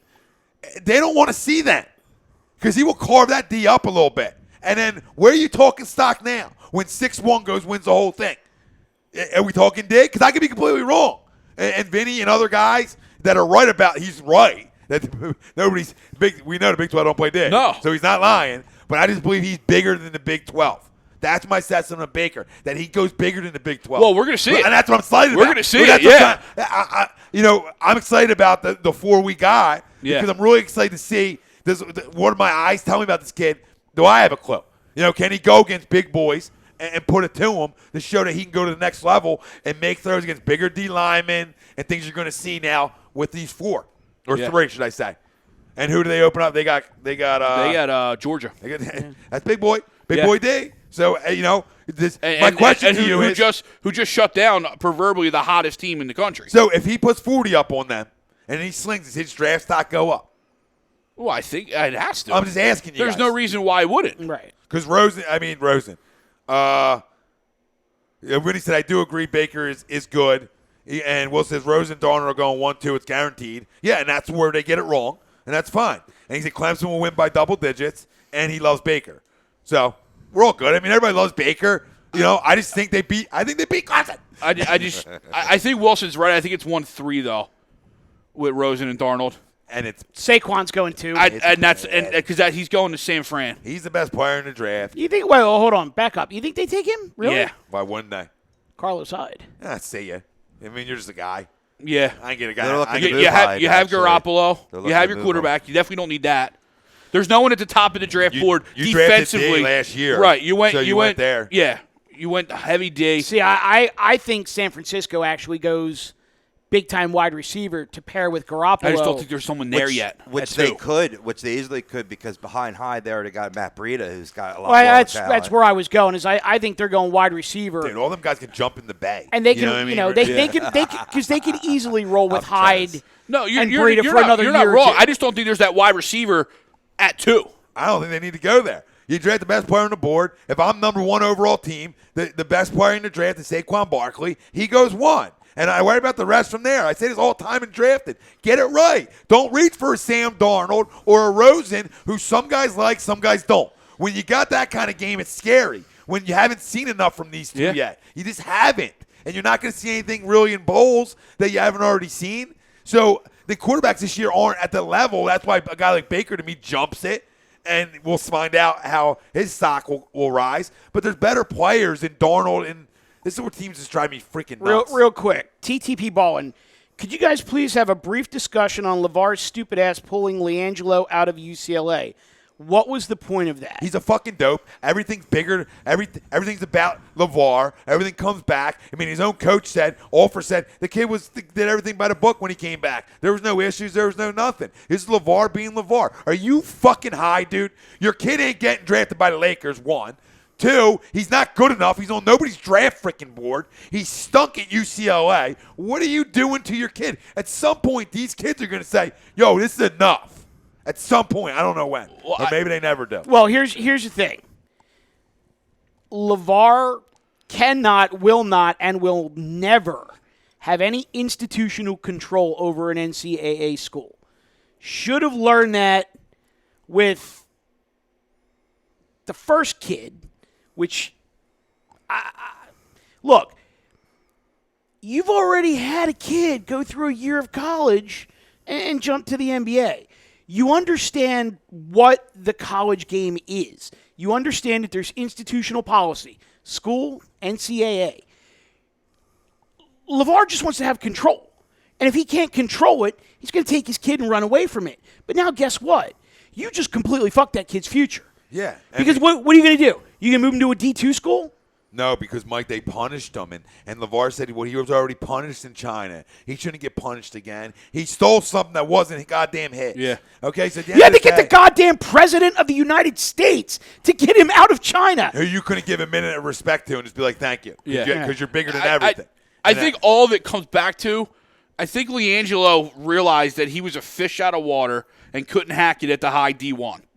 And he went to daddy, said, I don't care what you got to do.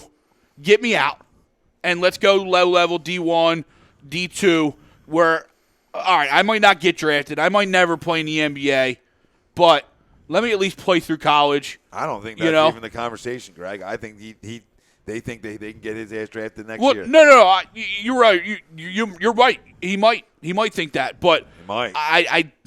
He does. The only one with any talent is Lonzo, and he's not even great. But my point is, Greg, he wouldn't pull him out if he didn't think that. So obviously he believes that. Here's my prediction.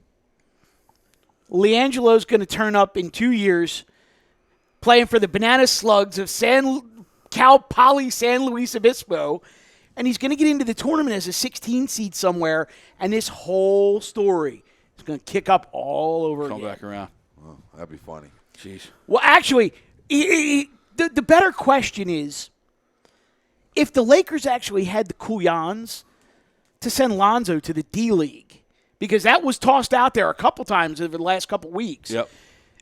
Is he going to pull Lonzo off the Lakers if they send him to the D-League?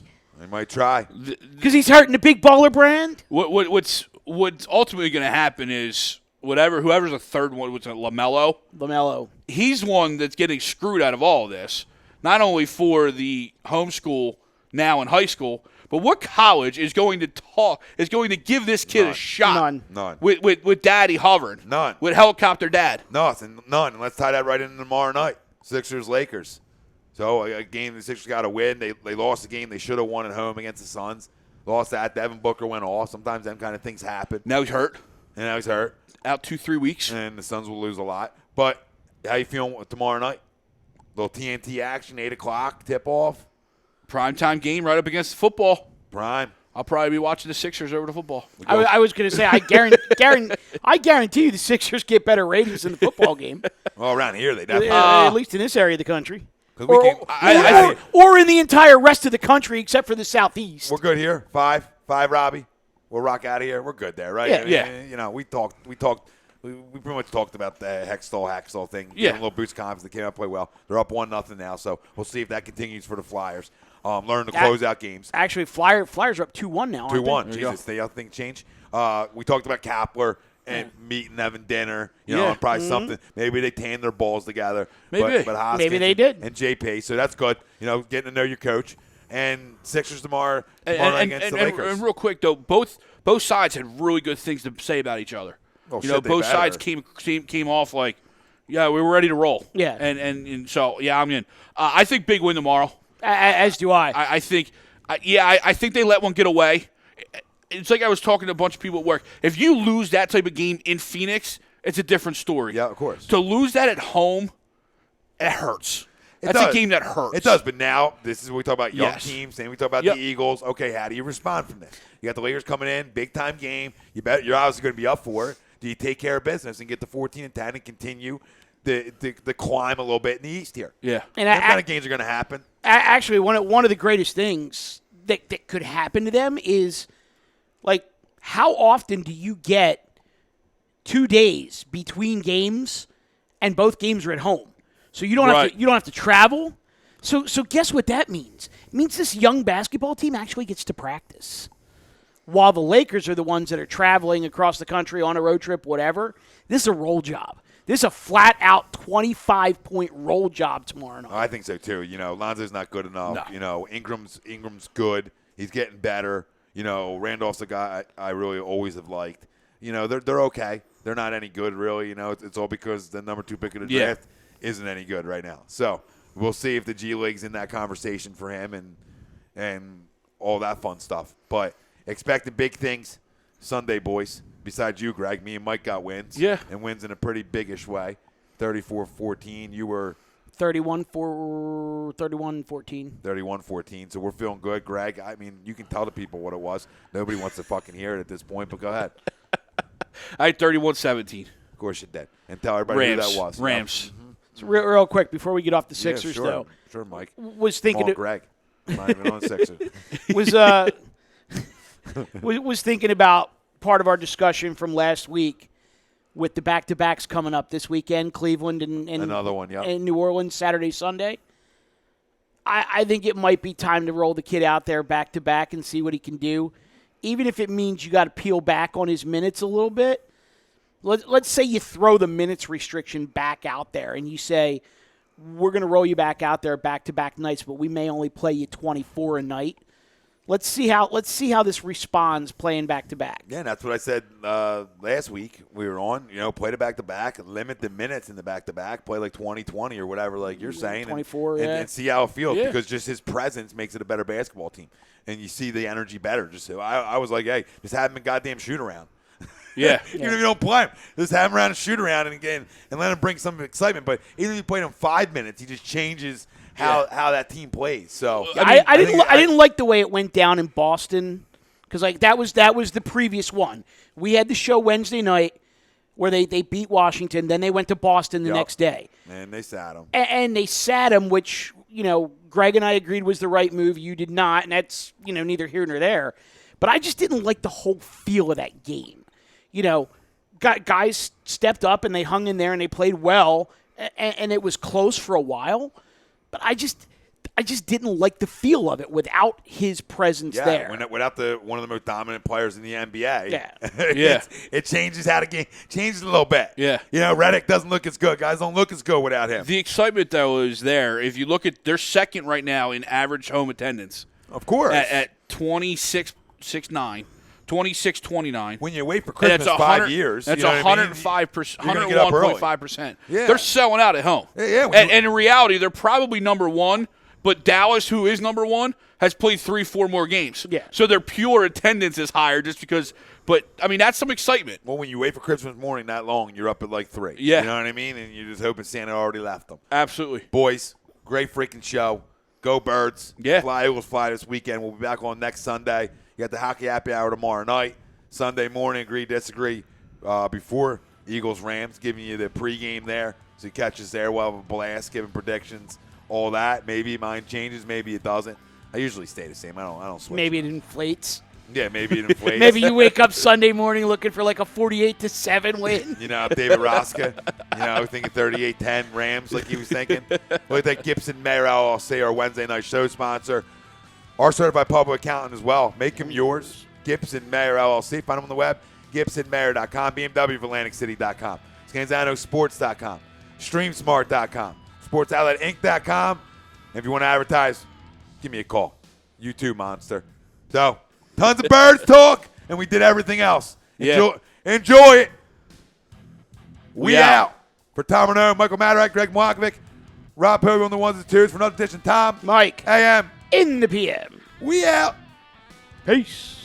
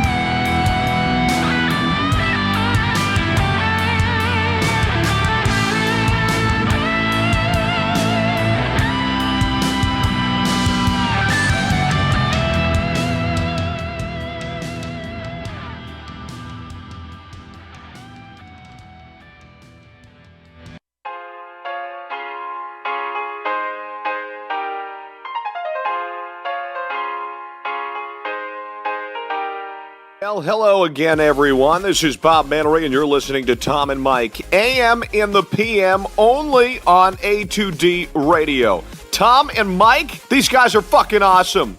But their side piece, Greg, that guy is a goddamn problem.